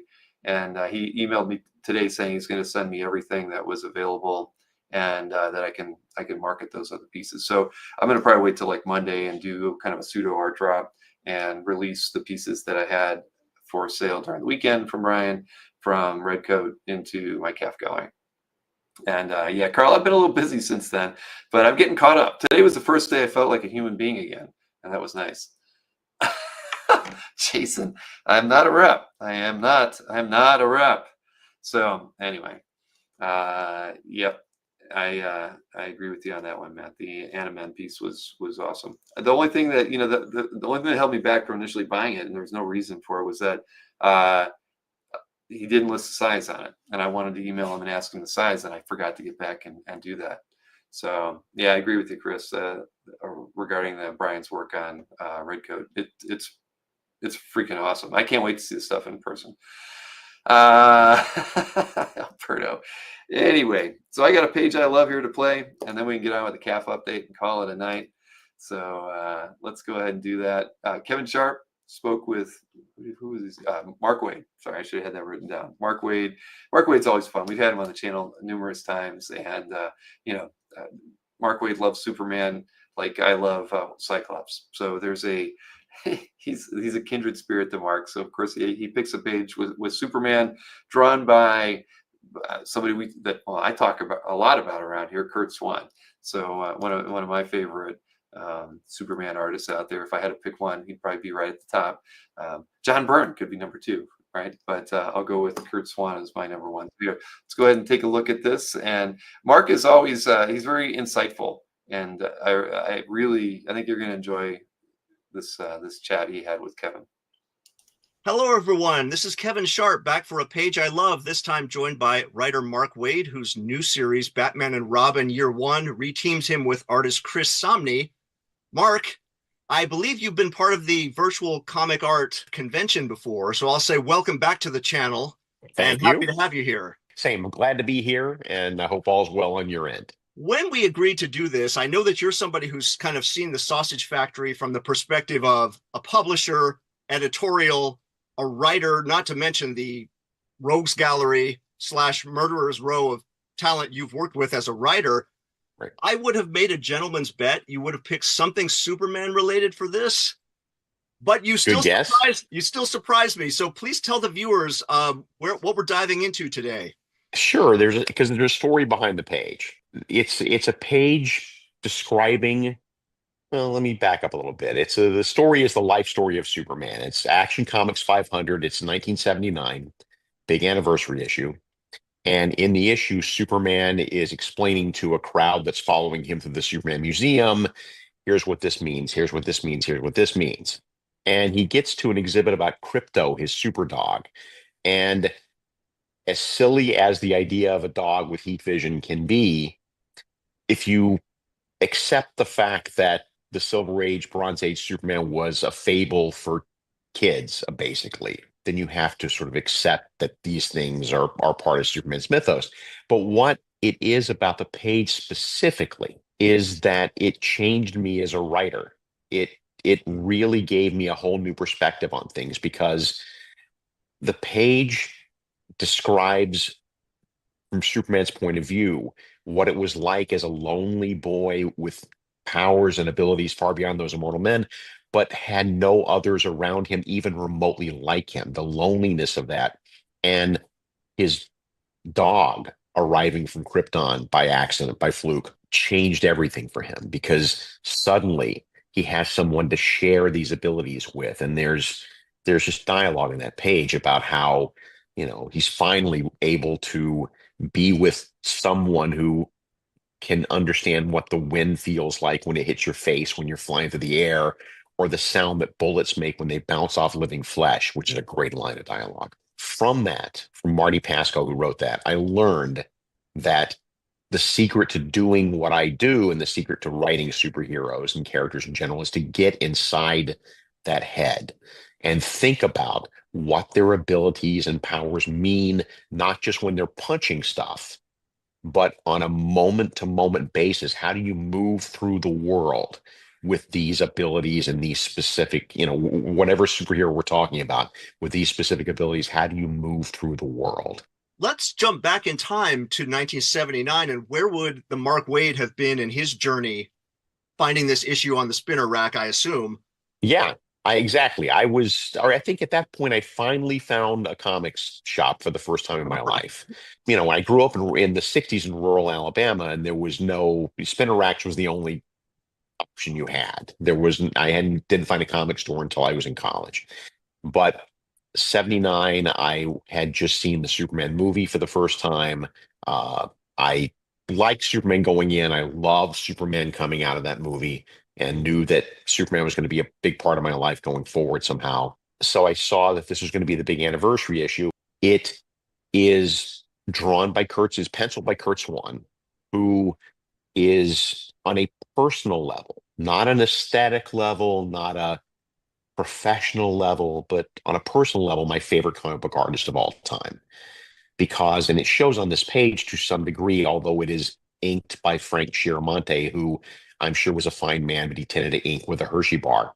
But underneath that, with Kurt, you could see the humanity in these characters. You could see when Kurt drew Superman, he made him not just this muscle-bound powerhouse, but a friend, just somebody. The range of expressions that he could give his characters, the way he conveyed emotion was spectacular. Was it avant-garde? No. Was it out of step with what was going on in comics in 1979? Yeah, to some degree. Was it old-fashioned? You can make that argument, yes. But as a writer, I look at that and go, well, you did the job, buddy. And I have seen so many really flashy, spectacular, work with so many flashy, spectacular, fan favorite artists who are really good at illustration, but not always great at storytelling. When you look at this page now, as the writer with so many years in comics under your belt, removing the nostalgia to the degree that we can, what jumps out at you about this page today? On a physical level, it's just the way that Kurt moves the camera in and out. It's the way that he manages to include so much detail without so many elements, if you will, without going overboard with detail. The way he leaves room for copy God bless him, which a lot of current artists just don't know how to do. It's the way the camera moves around the page. And I'm saying that not just from memory, but I'm looking at the actual drawn page across the room right now, because as luck would have it, many, many, many years later on eBay, on a fluke, I found that page and had to have it. And now it hangs proudly on my wall where I can see it every day from my work chair and be reminded of what I learned from that page. Just to twist the knife a little, do you happen to remember how much you paid for this on eBay? I do not, but I cannot imagine it was more than a couple $100, because Kurt's work, again, old fashioned, he's a kind of forgotten man 40 years later. And that would have been some time ago. I think now it would probably market for in the $1,000 range because Superman's on the page. This is not an invitation to come in my house and steal it. I just want to point that out. As you said, Kurt Swan is, I don't want to say a forgotten artist, but in the discussion of the classic artists, certainly of the Silver and Bronze Age, that is not a name that's often at top of people's list. And maybe it's because it's more, shall we say, quiet? Would that be fair? I think that's fair. It's understated. It is not. And again, in a world where John Byrne was doing things, in a world where Neil Adams was still popping in and out of there, in a world that had seen Jim Steranko, it's hard to look at that Superman stuff and get excited about it. But that really wasn't the point. The point was just to tell a story for children. That's a perfect note to put a pin on this page. Let me transition over to you. You got a lot of pops bubbling on the stove these days. Could you hit the viewers with what you have out now and what we should be on the lookout for coming up? Sure, you bet. I mean, currently right now, I have Batman and Robin Year One that I'm doing with the esteemed Chris Somney. I got Justice League Unlimited that I'm doing with Dan Mora. First issue should be on sale now. Every DC superhero you can think of is going to be in that book at some point or another. I'm still doing Batman and Superman World's Finest with Adrian Gutierrez, who came off of Blue Beetle. I currently in the middle of a 12-issue run on Action Comics that's coming out weekly with me and Clayton Henry. One big story told over 12 issues. I could just say, for the viewers, I get no cut of this at all. This is not a paid promotion. Batman and Superman World's Finest by Mark has been consistently one of the best superhero books on the stands. Thank you very much. Whether you're a Bronze Age fan, a modern fan, I think it's a beautiful book that straddles multiple eras that could appeal in the best sense for comics to all ages. And yeah, I think so. I think that you could hand that to anybody from 4 to 50, and they get something out of it. Thank you so much for your time. It's been a pleasure, and we were happy to have you on the channel. My pleasure. Thank you. Wow. I got to bring Snork in right now. So, yeah, that's like, Frank Chiaramonte right now is rolling over in his grave.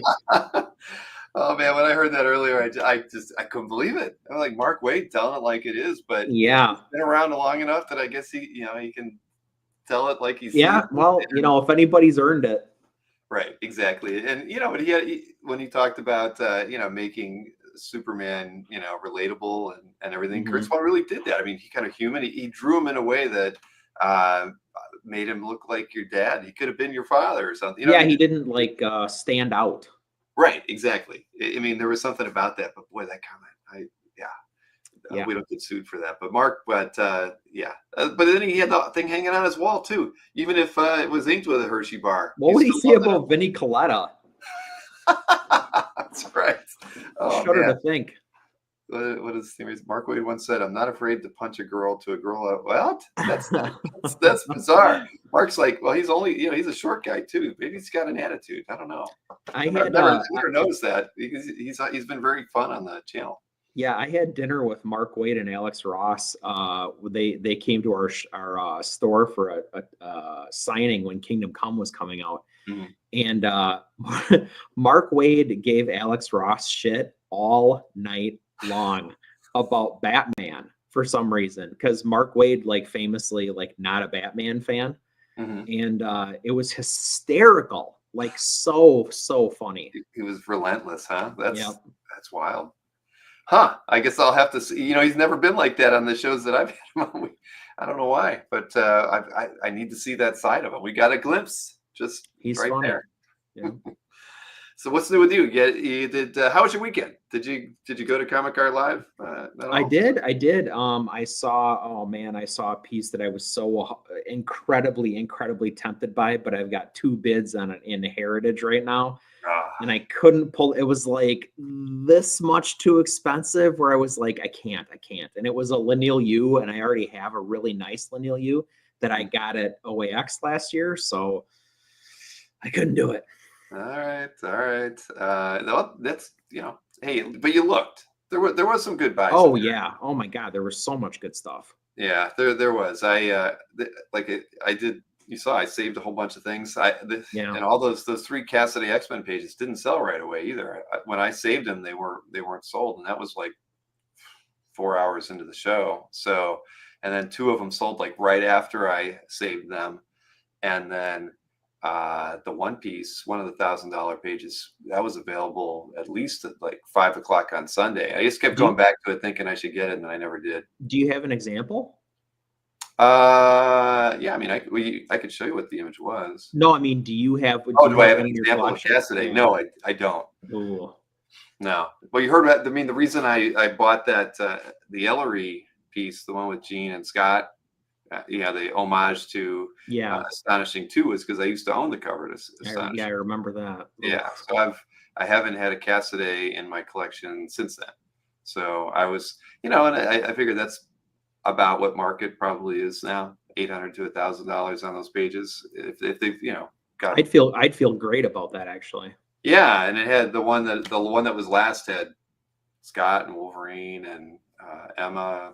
I mean, they weren't fighting or anything, but they were all on there. Most of the panels. Beast was in like 3 of the panels, so it was perfect. But I just spent a little bit of money on the Ellery piece the night before. If I didn't buy that, I would have definitely bought bought the Astonishing page. But hopefully in May they'll shake out again, and I'll have another opportunity. Very likely. Yep. But he was prolific. Yeah, no, there is a lot of stuff out there. What did Josh say? I bought 1 piece during the show. It was a Cassidy page. Well, there you go. There was quite a few Cassidy pieces, at least like a dozen or so. So there was plenty to choose from. Wow, sorry, I'm just reading through the Facebook post that nobody else can see. Let's see. I somehow got a Cassidy Kitty phasing bullet through Earth page. Oh, that was cool. Yeah. That was a good moment in that story.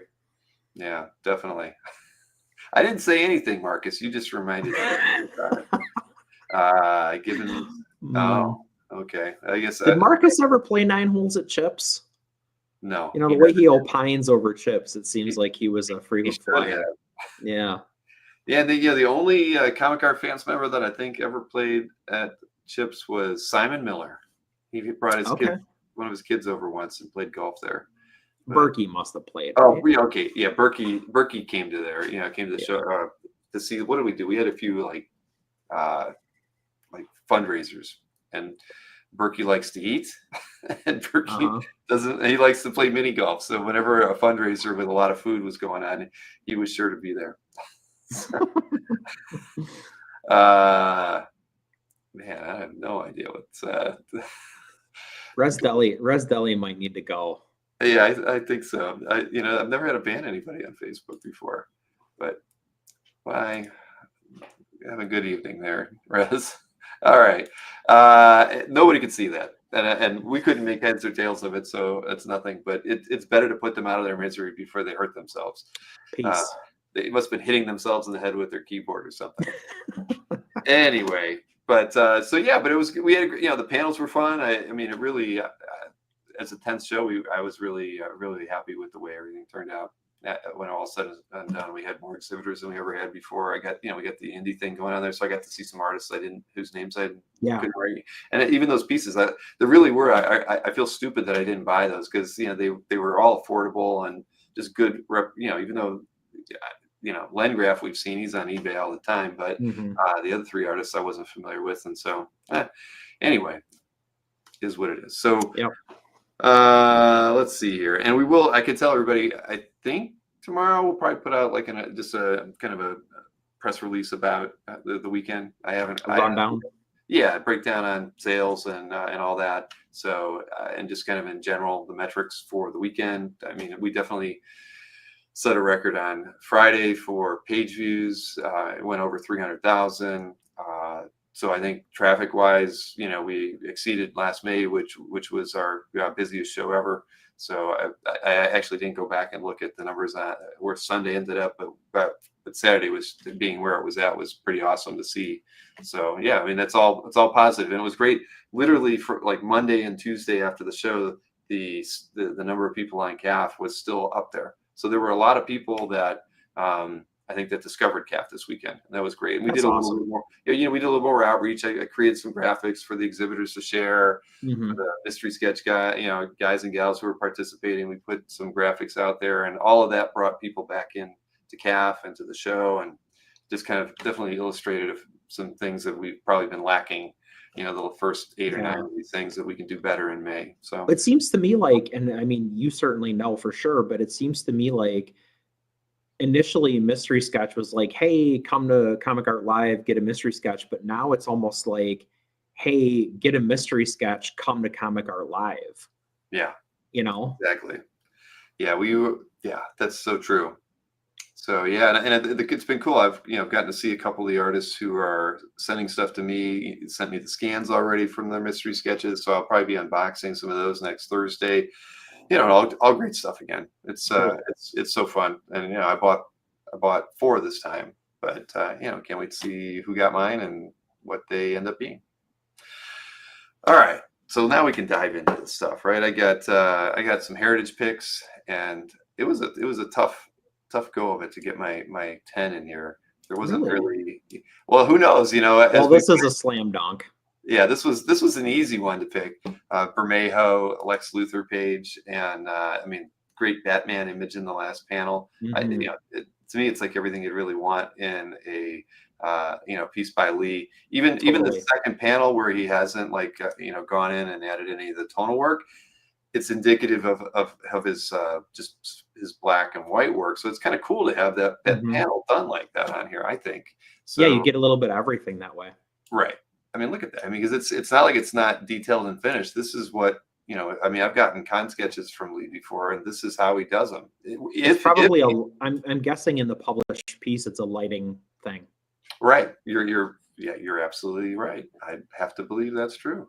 So being done well, and then look at that. That's I love his tonal work. Oh, those like stubby, like fat slashes. That's great. Yeah, he's amazing. And then that was so well done. So yeah, this was an easy pick. All the rest of them might be weren't as easy, but that was a no-brainer. I did pick this one, probably another Tom Palmer piece going in there, but this was John Buscema, Marvel Preview 22, just fun, and isn't that great? I mean, that's a beauty. And you figure this was probably loose from John and everything, but Palmer just pulls it all together, and it's not. It's not like the Avengers pages, right? That we see that we see 5 or 6 of every auction. This is just a nice ink wash finished piece, and it's just so well done. I mean, I should put a bid on it. It's at 150 now. It's just a nice, great example. And again, you get this wonderful, I don't know, is this page 1 or a chapter splash? Either way, it seems like a title page. Yeah, it's got to be a title page. Well, there's a list of the artists now, so it's. Either way, I love Sir John and Sir Thomas. Well, so it's sort of a title page, definitely. With this is great. Anyway, I love it. So so two picks were easy. Then Mark Silvestri. I think there was a couple Silvestri pieces in there. This was from X-Men and the versus the Avengers. I thought it was a good page. You get Magneto and you get Mohawk Storm. So I think this was. I love this first panel. Just a moody. Him brooding over in the helmet in the foreground too. That's cool. Yep. His head's kind of small there though, isn't it?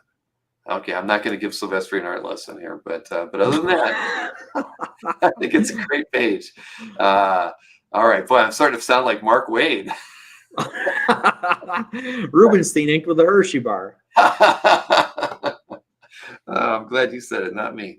All right, then Irv Novick. I can't help but pick Irv Novick Batman stuff anymore. You got to get one of these, Bill. I know. I really wanted to. I went back trying to get rid of this, but I couldn't find another good 10th piece. But I like the piece. It's Giordano inks. It's from Batman 252. You get a guy in an electric chair. Hell yeah. I loved, and honestly, it was this panel here, just the shadow of Batman there. I mean, because it's just the hatching. Right, and even the shape of the shadow, it doesn't match Batman. His cape's not flying up, and they just brought it around there, but it works as an effect. I mean, it's almost like he's carrying the logo around or something. I don't know why it has that swoop on the side, but again, it works, and so. Yeah, I gotta get an Irv Novick Batman page to get this out of my system, and then I won't show any more at the interview.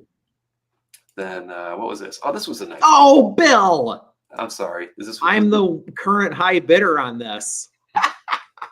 Ignore. Right. You got to give me your ignore list before the show. No Cox effect. All right. Well, it's Tommy Lee Edwards, and of course, and the reason I picked this one is you always think of Tommy Lee and you think of color pieces. Yep. I see this thing, and man, this thing's ballsy, and I mean it's all these. It's not just the vertical lines all around. He's using it all throughout his his shirts, his hood. I mean everything. This is just a freaking masterpiece. Oh man, and yeah, that's one of my favorite artists, and that is my favorite GI Joe character. So that's Beachhead there, and by TLE. And funny story, I actually asked. So George Hodge is like kind of co-located with Tommy, and has like gotten some stuff directly from him. And so I had been messaging George, and I was like, "Do you think he still has this?" And he was like, yeah, next time I talk to him, I'll ask him. And he dug around and didn't have it. And well, lo and behold. There it is. Jason says he won't place any bids on this, but everybody else can. That's why I love you, Jason. Exactly. Jason. Boy, I can't even remember all the pieces I picked. So there was actually a couple nice Silver Surfer pieces. This one was not from the Silver Surfer book. The other ones were, but this is Grindberg, Bill Anderson from a Spider-Man team-up story. But I just thought, I mean, it's cool, man. I don't know what the heck he's doing, with this biplane? With a biplane in space, right? But I love this first panel, a Silver Surfer upside down like that. I mean, and it's cool. But then the biplane just threw me, and I was like, all right, I'm picking this one. But there was actually another, I think was it Grindberg? No, it wasn't Grindberg. I can't remember who the artist was, but if you like Surfer, there's a really good Surfer page by, gosh, I wish I could remember. I'm not going to remember, but either way, there might have been a page that was better than this one, but I like this one more personally. Then Seth Fisher piece. I mean, Seth Fisher pieces don't pop up too often, and I just figured it was worth highlighting because, I mean, I almost never have the opportunity to highlight a Seth Fisher work of art. And this is don't come up much. No, this is from what it says, Vertigo Pop Tokyo #1. I remember that book. I do not, but well, it was DC, Bill. There you go. All right, well, there's that. What we got? 3 more to go here. Gene Ha, Andrew Pepoy, Ascani-san. I mean, I just thought this was just nice, really nicely illustrated piece. I mean, it looks like it belongs on a coin. It's so long. Yes. Oh man. I'm sorry I showed off that Tommy Lee piece. No, it's fine. I mean, it's not like nobody else is going to see it. I know. Yeah, Robert Berman, you're absolutely right. Those two guys were a good match without question. So yeah, this is a great image here. 2 more pieces. This was we talked about Gray Morrow last night on the Vosberg interview and sale, and then I saw this. So Gray Morrow, yeah, I just thought this was a good page. What is it from? I don't even know. Blazing Combat. So pretty well. Jeb Stewart, Haunted Tank. That guy's got a real hillbilly vibe. He does, but I don't know. It's an end page. I didn't catch that the first time either. I don't know, but the guy's surrendering to him. Hmm. I don't know. But either way, I like the page, Gray Morrow. Mm-hmm. And then Stephen Platt. There's not a, we haven't really, oh gosh, that thing's at $2,800 already. It wasn't that one I highlighted. Man, that profit stuff, I feel like that's sought after. Well, you just never see it. That's why I ended up picking it, because it was like, This is nice. Man, this looks like a little like Barry Windsor Smith influence on this. yeah. Yeah, this is, yeah. It's very nice, but boy, I didn't realize. I don't follow Platt's market at all. So $2,800 on this thing. Well, $3,360 with the buyer's premium. So, well, hey, somebody's going to be happy with this one. Can you scroll back up? Yep. Like, look at the trees. Yeah, that's not stat either, is it? No. I don't think it is. Wow. Pretty cool. I like that. That's kind of surprising, but yeah, that's awesome. All right, well, there you go. That's my 10.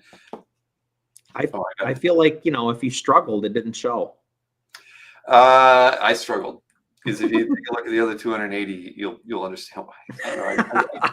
No, but remember, every single week when we do one of these, there's always this, you know, killer 2-3 pages that somehow I didn't see. So it happens every week. It's probably going to happen again.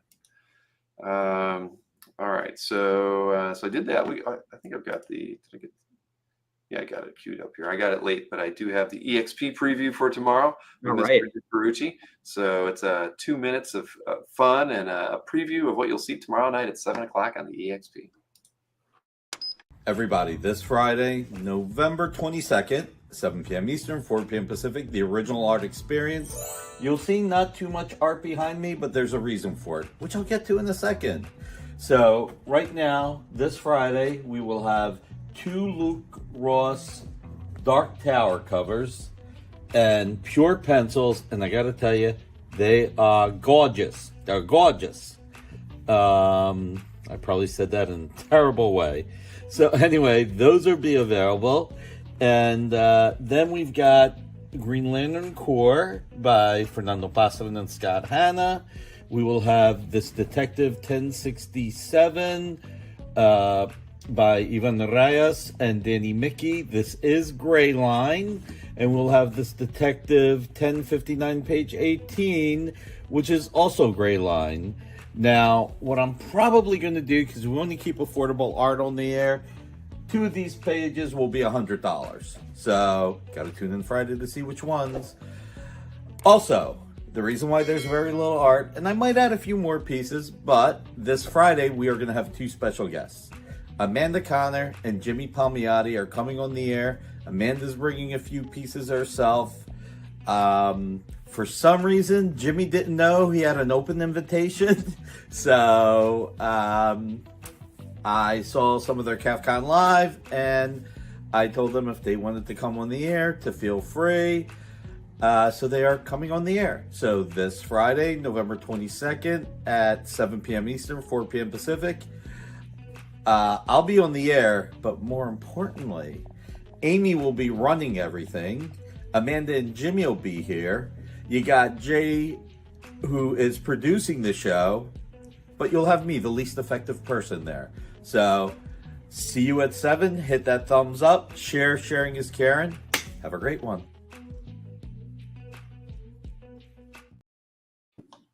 Hey, I got the scoop for everybody too. Felix is doing an art drop with Ryan Segment tomorrow at noon.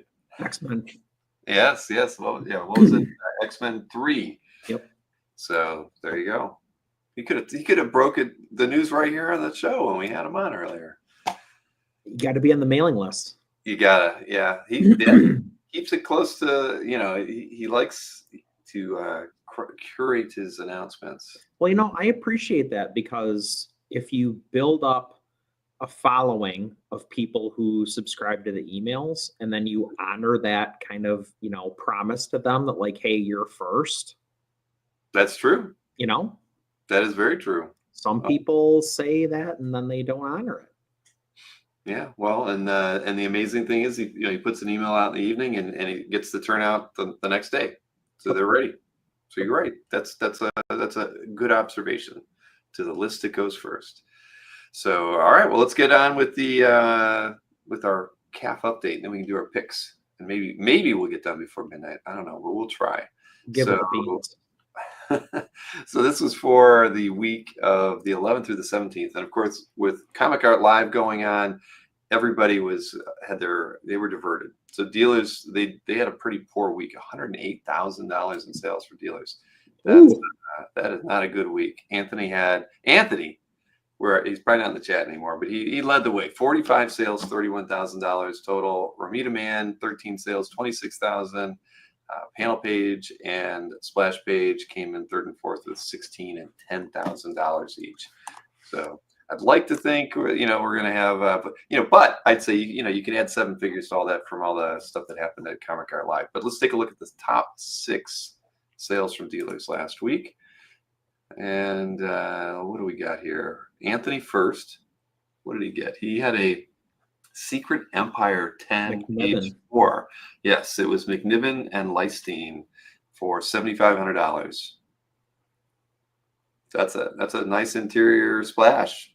Mm-hmm. Then Mike sold this Magnolia BPRD cover from something called the Soul of Venice. $7,500 for that one. Then George Perez, Saxon Violins. I had Violins. I don't know. I can never pronounce it right. This was more from Marvel though. This issue 1 went for $7,250. And another page. This one was really nice. This is from issue 14, page 17, sold by Glenn, $7,000. Yeah, that's great. Robot Man cameo. Yep, and then from the same issue, the next page, issue 18, issue 14, page 18, $7,000 on this one. Again, look at that. They're so nice. Those last 2 panels are freaking awesome. And then Mike sold this Batman Aliens #2 page, Bernie Wrightson, of course, and this one was $5,000. So yeah, I paid $5,000 for that. Yeah, that actually seems reasonable.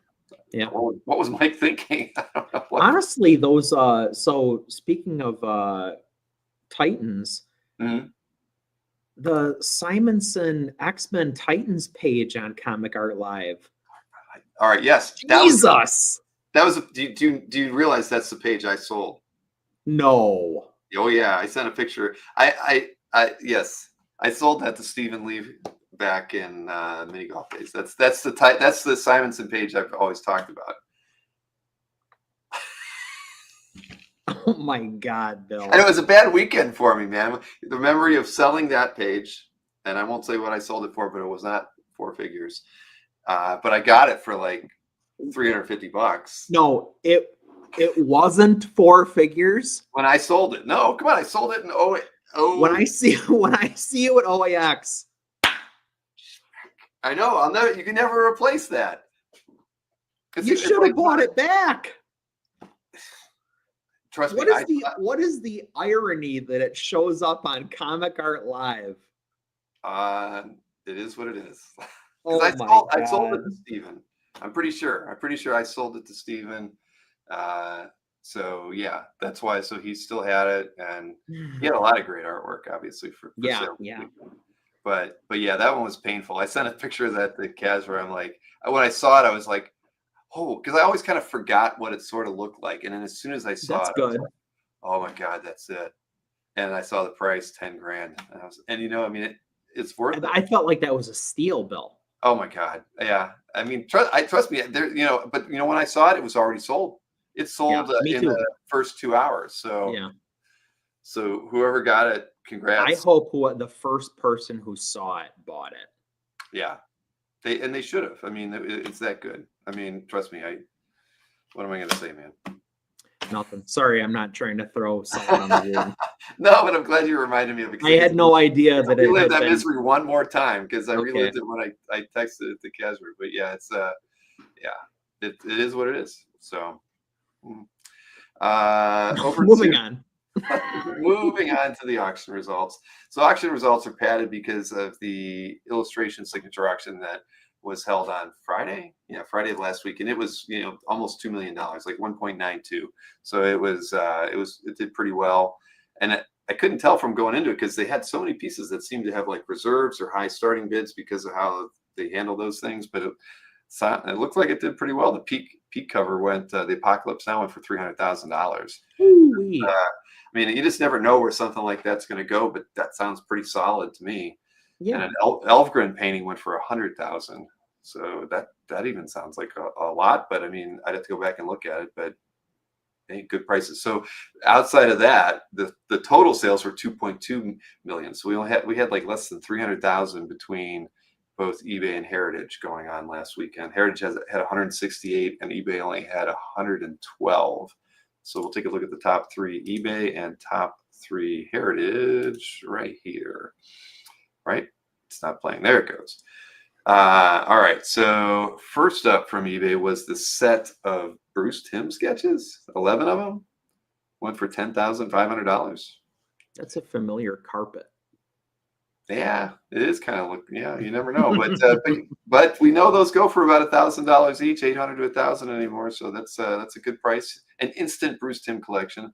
Then this one I'm not even familiar with it. Taylor Martin, Arthur Petty, Jungle Comics. There were 5 pages, went for $2,500, and then a Gary Trudeau Doonesbury went for $2,500 as well. All 3 of those on eBay. Then what was Heritage's stuff? Oh yeah, the first up was this John Buscema, Klaus Janson, Heroes for Hope, starring the X-Men, issue 1, page 4, $7,800 for that one. Then a Wallywood, Wallywood Daredevil number 7, title page, number 1, splash page, prelim went for $6,600. That seems like a lot, but somebody probably really loves Daredevil, and it's historic. It is clearly.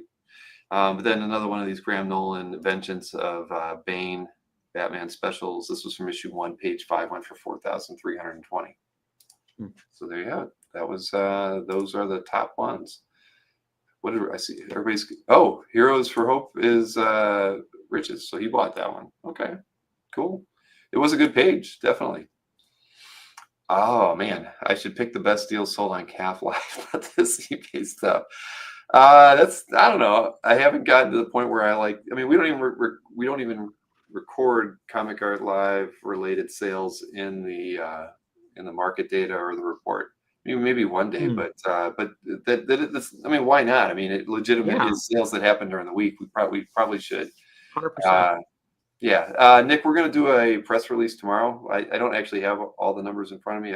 I spent most of the week just trying to catch up on my email, we've gotten to the 7 figures again and set records on site traffic. I think new premium members was kind of shocking as well, which was actually fun to see.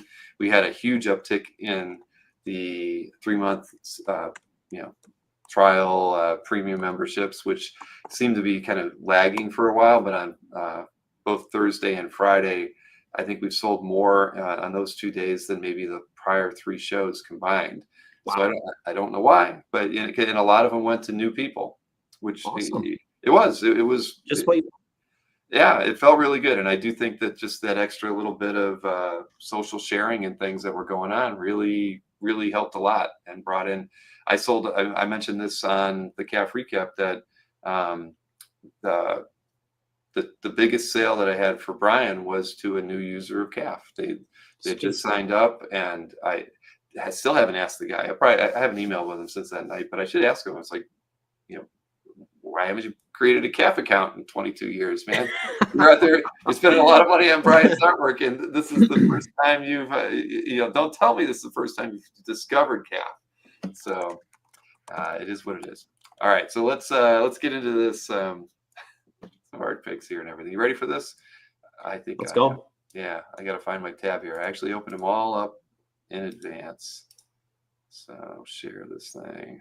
Present, share. Where are you? There it is. Yeah, I know it was tough. There was a lot of art for sale that got posted to CAF galleries over the last week too, and this next week is going to be a lot of the same. Yeah. Yeah, I mean, because so many people filled their CAF galleries and then just started pumping stuff into their classifieds. So it was nice to see that much new art for sale coming into the site, but it was a lot. It was a lot to kind of go through. So, all right. So here we go. Where are we starting? Whose calf gallery are we in to begin with? Quan T from Spain, 5-year member, almost 6-year member. So Pepe Larraz, and what is this from? Black Cat Ball 2 cover. He works so infrequently traditionally. Mhm. It's just lovely to see any of these come up on calf that aren't a monoprint. So, kind of picked it on that alone because he's incredible. He's really special. I mean, obviously we know he's a I've said this before, he's a generational X-Men artist. Like he's going to be Jim Lee for some people that were reading that Hickman run. Mhm. He's just amazing. His tonal work is really second to none. He draws, beautiful figural work, great compositions, which is on display here. I mean, he's done some absolutely crazy stuff with the hair and this is almost like the way he drew this is as if it was edge to edge, right? It's not edge to edge, but that's the way he kind of conceived of it. So I don't know, not a Black Cat fan by any stretch of the imagination, but big Pepe Larraz fan. Yeah, there's a lot of stuff going on in a straight on, portrait of a character here. Right? It's kind of shocking. I didn't look too closely at it originally, but yeah, no, I mean, just the work in the costume as well. I mean, I didn't even know. Is it? It's like Venom or something. I'm guessing, or I guess, Carnage, or yeah. I mean, because without that, it's beautiful, but it's a little dull. But you throw all that in, yeah. No, this is And it could be it's Black Cat, right? It could just be like it's a sexy portrait of Black Cat, right? But that's not what this is. Right. No, this is fantastic. Well, congrats on this one, Quan. You've got a good one there. I wish we could click on that one. Well, but we can click on this one. So this is a Doug Wheatley Rocketeer. Was it published? Okay, Breaks Free #1. Yeah. Wow. Right. Wow, I love this the ways you've got this great detailed Golden Gate Bridge, and then this is so soft and and so subtle.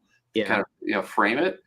It really makes everything pop. It really, in a weird way, it almost looks like a travel brochure or like visit the Golden Gate Bridge or whatever. Yeah, but you incorporate the Rocketeer.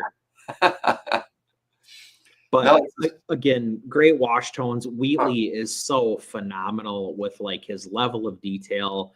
Like, you see like Bermejo was obviously influenced by him. Like there's, shades of that, particularly like the jacket, the folds in the fabric are just absolutely next level. The textures, like when you look at the difference in, the rendering on the helmet versus the rendering in the jacket versus the rendering in his neck, like it all reads as the material that he's, mimicking. Yeah, Doug Wheatley is really special. I wish there was more of his stuff around. He's, I don't know if he's a little slow, if he's a little, like whatever, but I just wish there was more of his stuff around.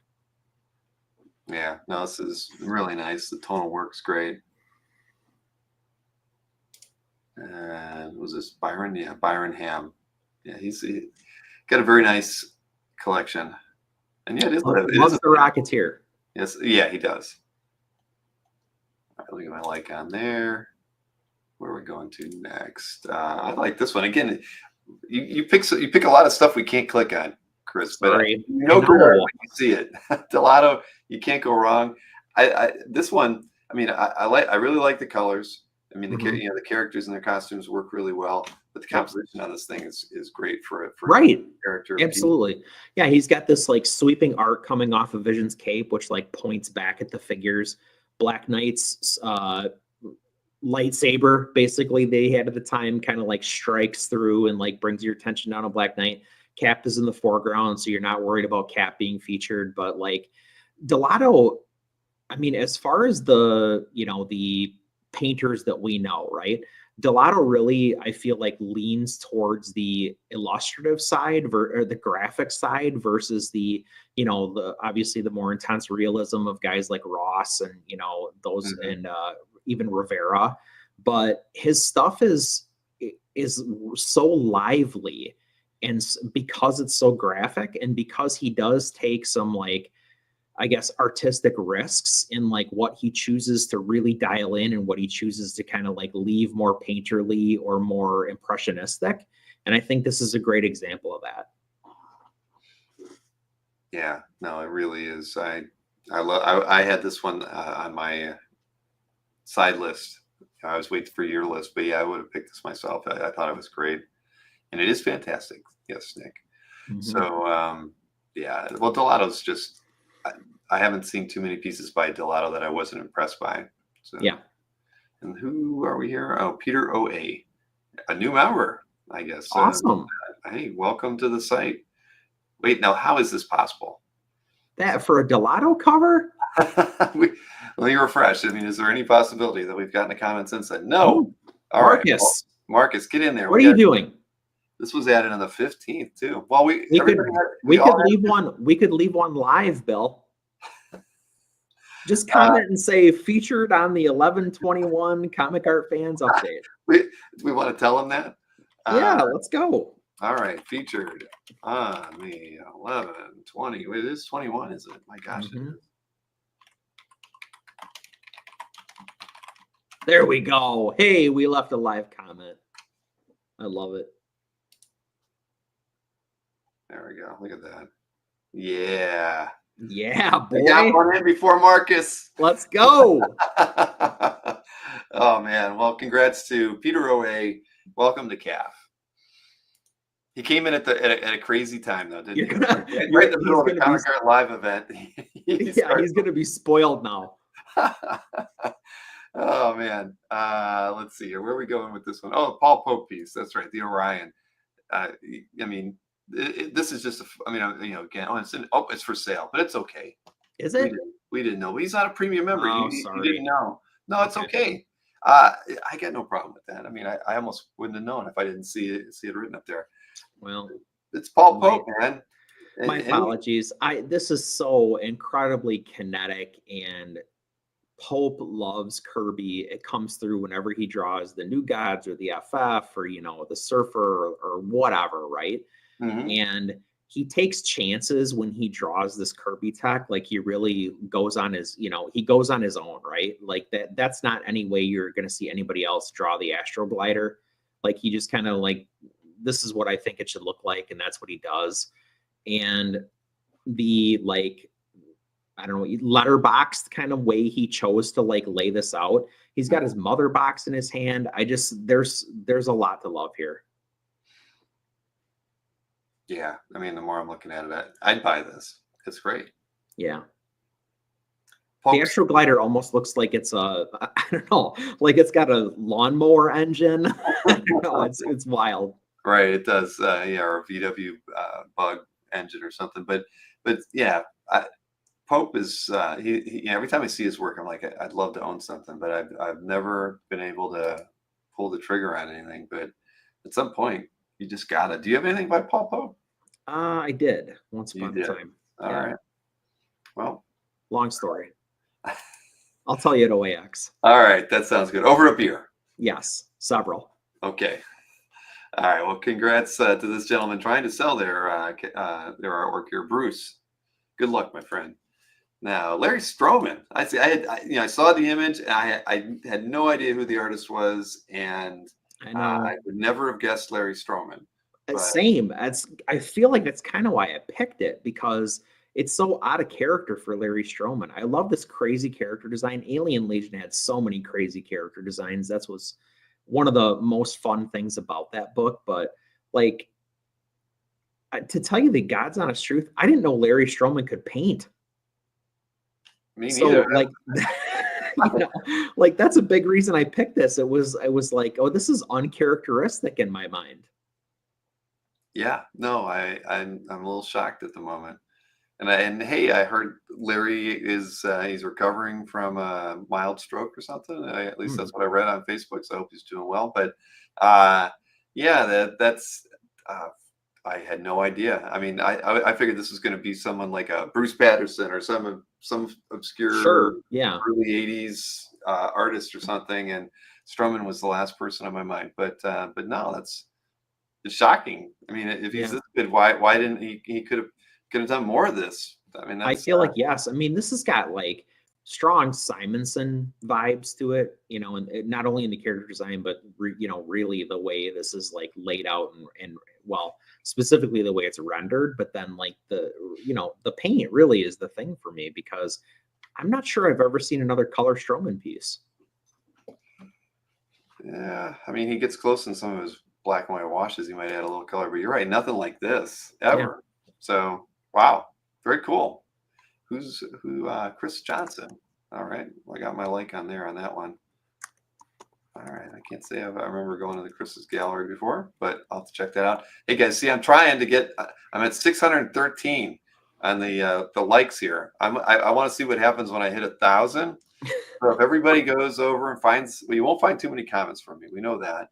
But you know, you can go over and heart a few of the artworks in my calf gallery. Let's try to push that to 1,000. Let's see if it breaks. Let's just see. It'll break calf for me. But yeah, what do I got? 74 emails I haven't looked at, 39 thumbs up, and 613 hearts. Okay. Next up, Kareem El Rafi or El Rafe. I think we've all visited their gallery before, and then you get this wonderful Kubert Wolverine.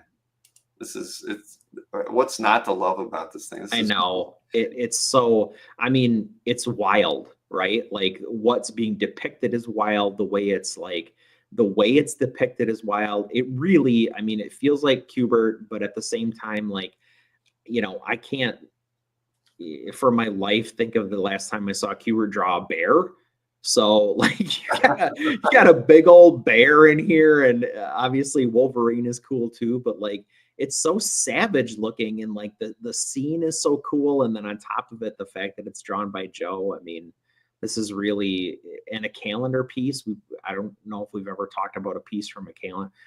Maybe Wrightson, but beyond that, like beyond that, it's just a unique, you know, piece to be able to discuss. Right. Well, we don't get to talk about Kubert doing Marvel characters hardly ever. Also true. I mean, what was some Punisher work, right? I think we've talked about or seen and looked at and featured, but I mean, come on, an X-Men character, not too often. So yeah, I mean, this is rare, and I think it's freaking cool. And it was part of a calendar. No idea. It's so visceral. Yeah, I mean, it's a great image. The composition's great. I mean, shoot. You gotta put Marcus's comment up. Yeah, that's an F. Oh my gosh. Oh boy. Yeah, thanks, Marcus. Yeah. You don't want to, yeah, we got to move on from this. Yep, sorry. All right. I got my the like on that one. Where are we going to from here? I mean, you know, there's a thigh gap here. If you didn't know that. There is, but you know, Bruce Timm interiors are like hen's teeth. So if somebody posts a Bruce Timm, it's like a Toth interior, right? And ironically, it's also Black Canary. So, right. You know, is that on purpose? I mean, did Bruce Timm think like, you know, I can do a Black Canary book, right? Like Toth did it. That's pretty cool. But maybe. You know, he might have though, right? I'm, you know, being able to challenge. This is my way of honoring, you know, some the amazing Toth, and sure. I mean, that first panel's dramatic, and the city, the way it's drawn behind there, just kind of. I mean, she's dropping in on the action. I mean, literally, the buildings are like action lines, and you know, they're a suggestion. Yeah. Right. And you know, and when I saw this piece too, I thought about featuring it, and then. I didn't, but I'm glad you did. I mean, it really is very nice. I think it's terrific. And, you know, if I'm being totally honest, Batman, the animated series is transformative. It's legendary. Like, you know, it lives up to the hype. It's everything that, you know, it could be, but God damn, don't you wish Bruce Timm did more comics? Oh yeah. Yeah. Yeah. That is so true. When you see this. Yeah. Well, this is a keeper, and who is it? Eric M. Congrats, Eric. That's a good one. You got some comments? Yeah, there we go. Truly worthy of being called a Grail. I agree. Wait, watch this. There you go. JC, nice comment. We're getting active now. We are. We're in the community. And there we go. Hey, and I like that too. Yeah, boy. Let's see here. What do we got next? So this is Bo Roberts, X-Men versus Avengers 3 cover. I was gonna say, like, when you picked that piece during the Heritage segment, I was like, what's happening with the X-Men Avengers art popping up all of a sudden? Because obviously I was gonna talk about this piece, but I didn't want to give it away. Right. No, I didn't. When did I didn't look at your list until, gosh, like midday, and I'd picked this in the morning. So I don't know. I mean, we've seen. It's not like there's been a glut of them, but we've definitely seen a few coming out. You know, since the first of the year. I don't know. I mean, Silvestri artwork is kind of hard to get, especially X-Men related stuff. So maybe, you know, the Avengers X-Men pages go for, you know, a little less than what the Uncanny pages would go for. But I don't know. Bo has a great collection, and I can't say that there's not any piece in their calf gallery that I don't find intriguing and interesting. So, you know, this is cool. Rubenstein worked a lot on Silvestri, so yeah, I think he always did a pretty good job inking him. Well, and in this case, you get obviously Wolverine, right? But then you also get Cap, and you get Cap and Wolverine on the same cover, and it's by, you know, Silvestri and Rubenstein. That's pretty incredible. Yeah, I agree. Yeah, Bo's always Bo knows. Oh, can you show the published? Oh, yeah, I didn't even see that. Oh, okay. I can't tell the what's going on there, but yeah, the colors are striking. But it's a great piece of art. How many comments? He's got some good comments in there. Duke Fleed got in there, #1. Hey, there we go. Glorious. Yeah, I'm gonna give a thumbs up to John Bamber. Glorious, a high point for sure.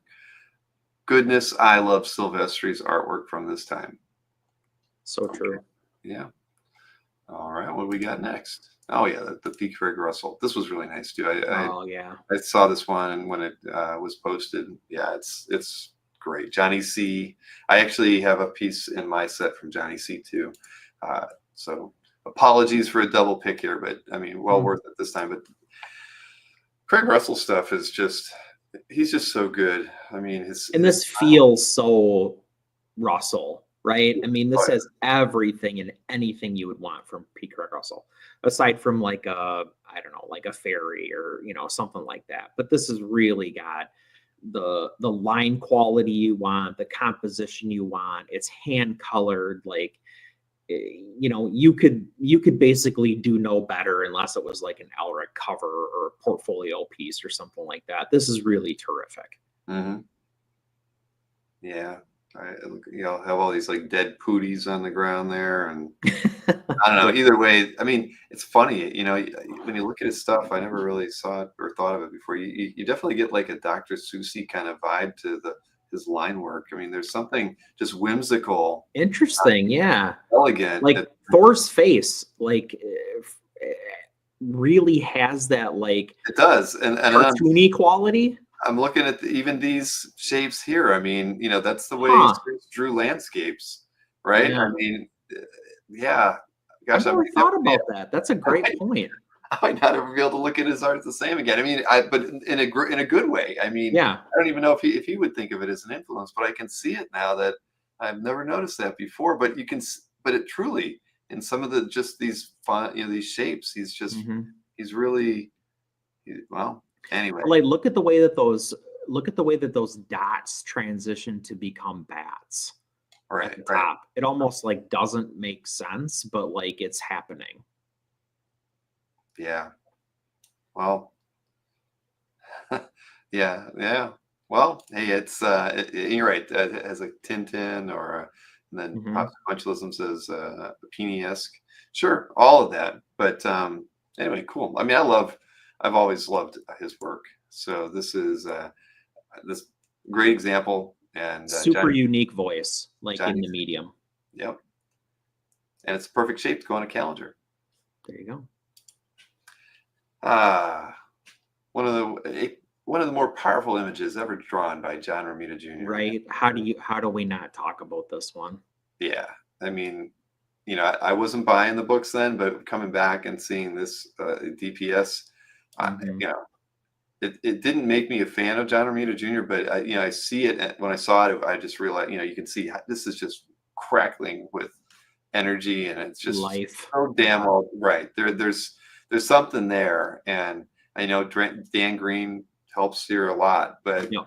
Romita Jr.'s layout it's just fantastic. I mean, Well, what I respect about this, and I'll be clear, like I'm not the biggest JR fan either, but I have a tremendous amount of respect for like where he went, because where he started versus where he ended up, and like this is in the middle of the journey, so to speak, right? Like nobody else was doing this. This was absolutely singular at the time. And I don't care what he was drawing. This so happens to be Uncanny X-Men, and obviously there's an attachment. He's a legend in the the franchise, so to speak. But like this stuff was so special at the time, and love it or hate it, it was massively impactful. Yeah, no, it really was, and yeah, this was in my collection. I could look at it every day. I don't think I'd put it on a wall. I'd keep it in a portfolio, but this is just something that I would be a thrill to own. So yeah, I'm blown away by that.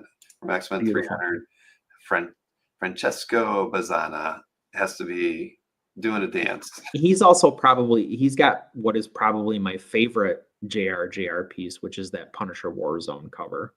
The one that was like a die cut cover. My God, that thing is cool. Yeah, totally. Well, this is a good way to end your set. Thank you. Go on a high note. Yeah, absolutely. I'll go through mine. I'll try to go through mine in 15 minutes. We'll see. What do we got here? This was whose calf collar was it in? I forget now. Oh, Joshua Tan. So I missed this. How did you miss this thing? Right? It was a busy, I mean, I get it. There was a lot to go through.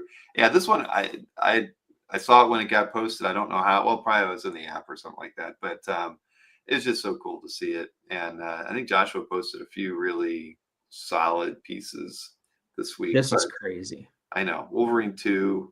I mean, just that, we figure we just saw the Wolverine 1 sale happen 4 or 5 months ago or whatever. So just kind of cool to see the 2-page come out. And I mean, it's wonderful artistically. There's the nostalgia factor as well, but I just love the image as a battle scene. Yeah.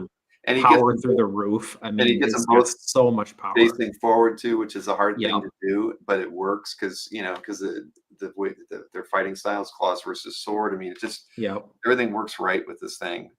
So wow, completely agree. Yeah, and it's got a great, like, in spite of it being like two big chunky dudes, there's a terrific balance. Like when you look at the composition as a whole, right? It's not like it's not too like thick or thin or like whatever. It just sits perfectly on that page. Yeah, no, this is great. I appreciate Joshua sharing it on CAF because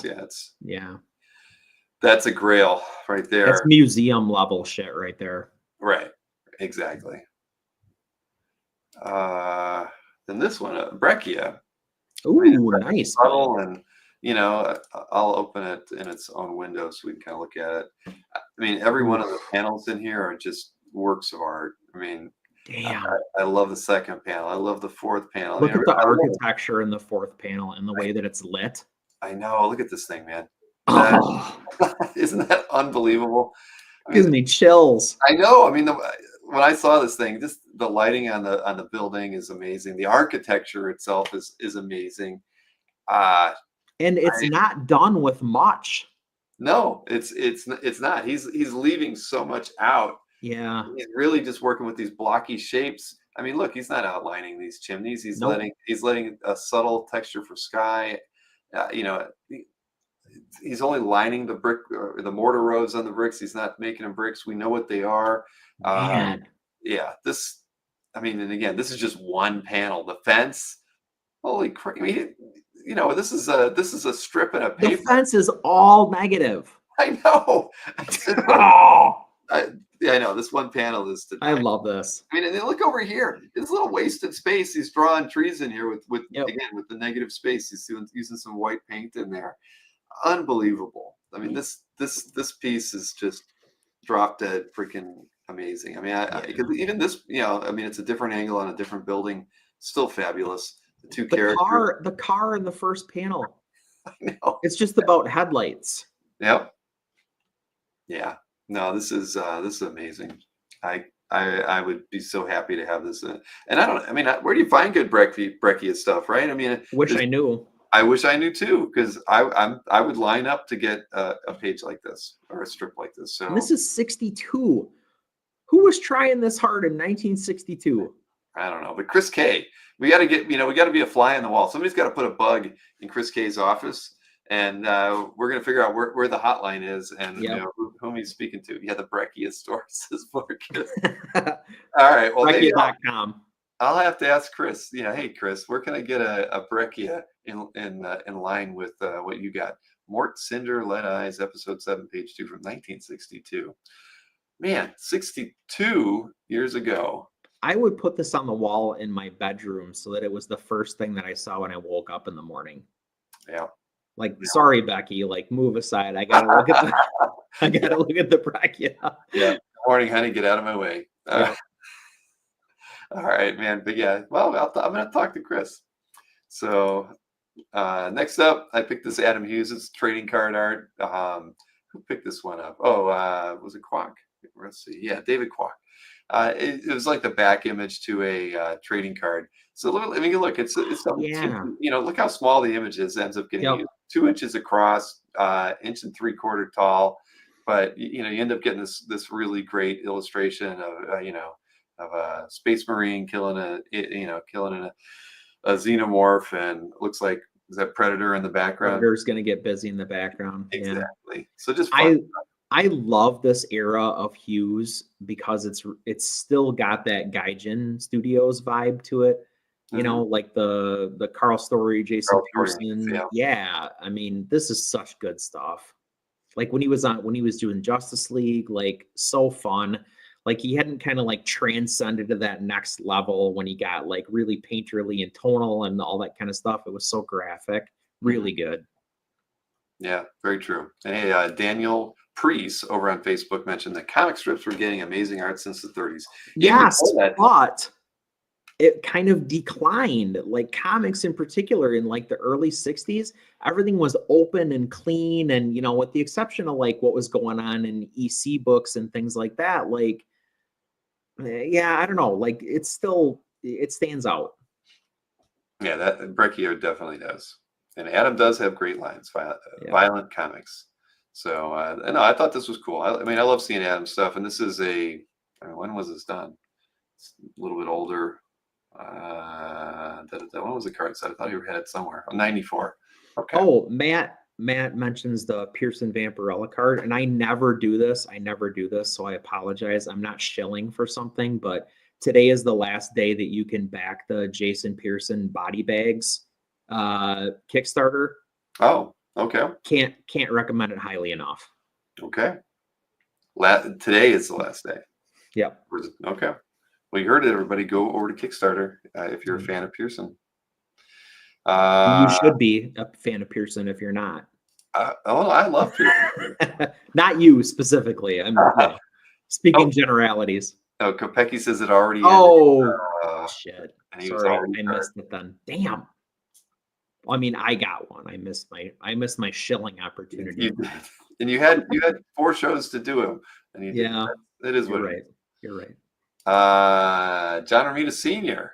This is a Amazing Spider-Man 568 cover. There's just something about the composition of this piece, and and the way he kind of plays Spider-Man in between these two buildings. This is Senior?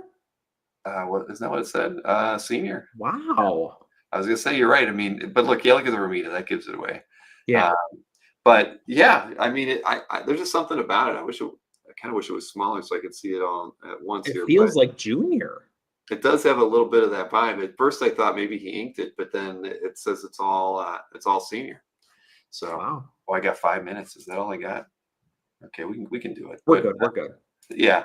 At any rate, I thought I like the composition on this. I mean, we see a lot of Romita Senior Spidey work out there, but this was cool. Yeah, cool perspective, and it's like oddly cramped, which is cool for like Spidey. He's wedged in there like a spider. Yep, exactly. So let's see here. Oh, Stanton. Okay, yeah. Well, Stanton's got a lot of good art. 16 comments on that one. Oh, get that. And all right, this was Ian Churchill, Cable, Hulk. I remember when these things were selling for $350 on Spencer Beck's website, and nobody would buy them. I could have bought them all.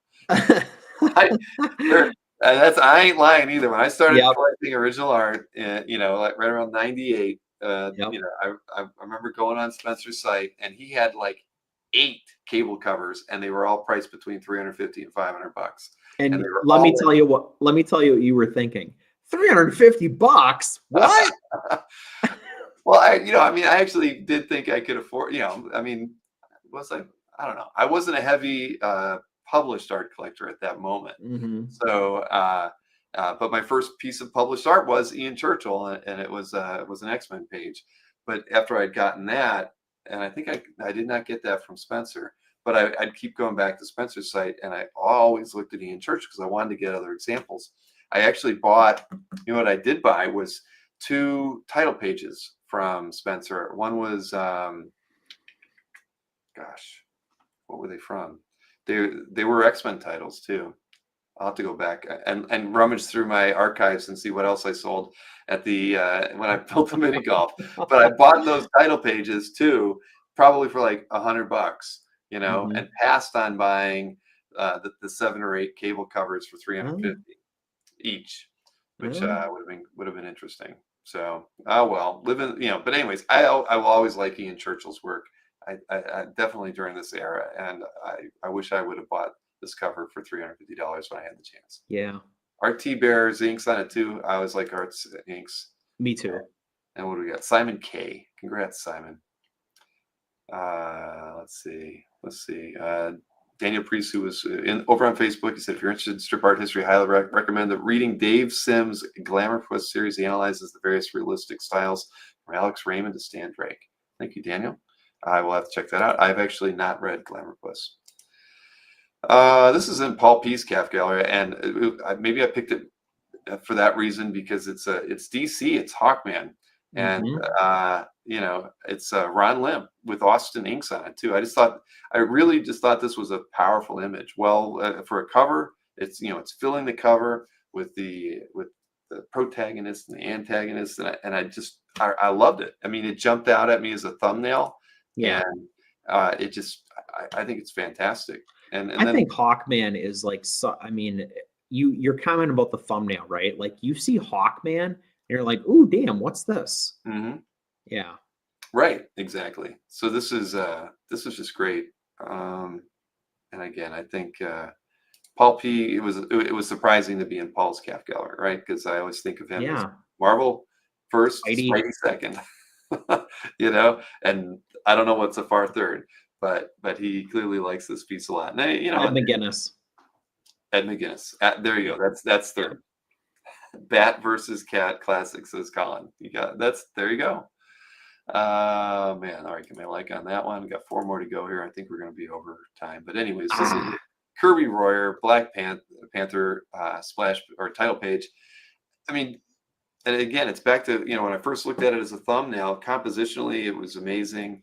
And I love you get this with a lot of Kirby Royer stuff, just the heavy shadow, right? Just the heavy dark lines that he'll use to, like in the cat here, even the way he's handling most of these other shapes, it's just fun. It's like, it's daring and it works. And then you figure that the logo's all hand drawn here for the story title. This is just cool, straight up cool piece of history from it was Black Panther 8, right? Yeah, Black Panther 8.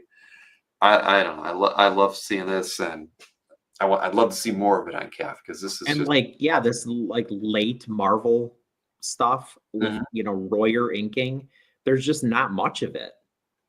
Right. Yeah, look at that. And yeah, Patrick, so this is in Patrick Rains's calf gallery. He Mhm. actually texted me today and he said, "Hey, thanks for picking my Black Panther piece." And I go, I didn't pick it. Bill did. yeah, that was me. But yeah, I mean, it's cool. And this is Jack writing as well, which is always fun. Yeah. So this was the other piece in Johnny C's calf gallery that I picked. Everett Raymond Kinsler. Yeah. I mean, I've seen. I don't think there's too much of his work on calf, but again, going back to I love anything that's older and illustrative, and I just think this is really well done. Yeah. I mean, look at just so many different directional lines here on their clothing, on this guy's elaborate coat, to the stuff they're laying on. I mean, Yeah, the folds in that skirt are that's something else. yeah. I mean, this is really, really, really well done. And I think it actually did, what year was this? Did it not say? I thought it did. Oh no, that's why. Okay, it's 51. Yeah. Yep. So, but your comment about the directionality is like so dead on, because he's illustrating using like the arcs of the hatching as much as he's actually rendering what's going on. Yeah. Yeah, no, exactly. I mean, I'm mesmerized by the hatching. It's just so darn well done. I mean, he's there's this the chaise or whatever that they're laying on. He uses that same shape over here. Yeah, I mean this is. I mean, look at the way he's just drawn his hand on her back. I mean, it's beautiful. This is a really beautiful illustration. What's really interesting about this to me is it's got like almost like romance novel cover vibes, but at the same time it's got like still life elements in it. I know. And like a sculptural feel in places. It's kind of incredible. Yeah, it is. I mean, my daughter's taking art lessons right now, right? And what is she drawing? She's drawing fabric that's folded up and placed over things so that she can learn shading. Fruit on top of the fabric. Right. And here, like you just said, her skirt, the carpeting and the skirt on the floor, his clothing. Been there. The same stuff, right? It is it is a still life. And yeah, I'm laughing. I should show this to her after we're done here. But yeah, this is fantastic. Well, I'm glad they're still teaching fundamentals like that, Bill. That makes me feel good. They are. Yeah, I had to critique it for her too. She didn't like my critique, but that's what it's for. I know. We actually had, when I was in school, we actually had a class about dealing with critiques. Oh, really? It was just the critique class. And it was like, here's how not to get butthurt by what people say about your art. Yeah, it's tough. It is tough. Yeah, I should tell her that I'll let her know that there is a class out there somewhere for that. Yep. But yeah, she did this. It was a wonderful drawing, but it was too symmetrical. I'm like, when you looked at this still life, you literally made the exact same shapes. You could have turned either a little like that or like that, and you wouldn't have been left with this thing. Yeah. Right. I mean, if you saw it, you would think the same thing because it's drawn really well. I said, so you have your technical skills are great, but the composition is lacking because it's like this. And she's like, Dad, I'm like, your teacher's going to tell you that. Not to editorialize, but I feel like I learned so much about composition from photography more than I did from fine art. And even more than that from cinematography. So which daughter? It's Emma. Yeah, she's tell Emma the same thing. Like tell her, like, look at a still frame from a movie and think about it that way the next time. That's a good point. Yeah. That's a very good point. Liefeld never went to art school. You're totally right, Marcus. And he's a multimillionaire. What do we know? Exactly. I'm in my basement. This is from 1999. Harry Bliss, who I'm not familiar with, clearly a New Yorker illustrator, and this is during when Pokemon was like all the rage and making all this money and people didn't understand it. So I laugh because of that. Yeah. And I can say that there's been too many New Yorker pieces, shared on calf, and it's a prelim for something, which is kind of cool too. But again, compositionally great piece. And And now I get to plug. My son did finish third. Hey, The Sao Paulo, Brazil international tournament out of like, I think it was over 800 competitors. He came in third. Wow. So he got $7,500 and he got his world's invite because he placed as high as he did. So congrats to Ashton. Absolutely. He's still playing Pokemon at a high level. So he's not, his bag of cash wasn't quite as big as so, but yeah, I think this is a pretty cool piece. And did it show the, yeah, it showed like whatever the finished piece was. Probably I didn't look at that. I like the pencil piece better. Either way, Marcus got his comment in on that one. There we go. All right, so last but not least, what did I pick? A Wheatley. Hey, I actually forgot that I picked a Wheatley. So what do this you know? this is in Sean Clancy's calf gallery, a Star Wars cover. But look at that. You know what? The Beautiful. lighting on this thing is what got me. Absolutely. You know, I mean, There's not a line drawn for that lightsaber blade.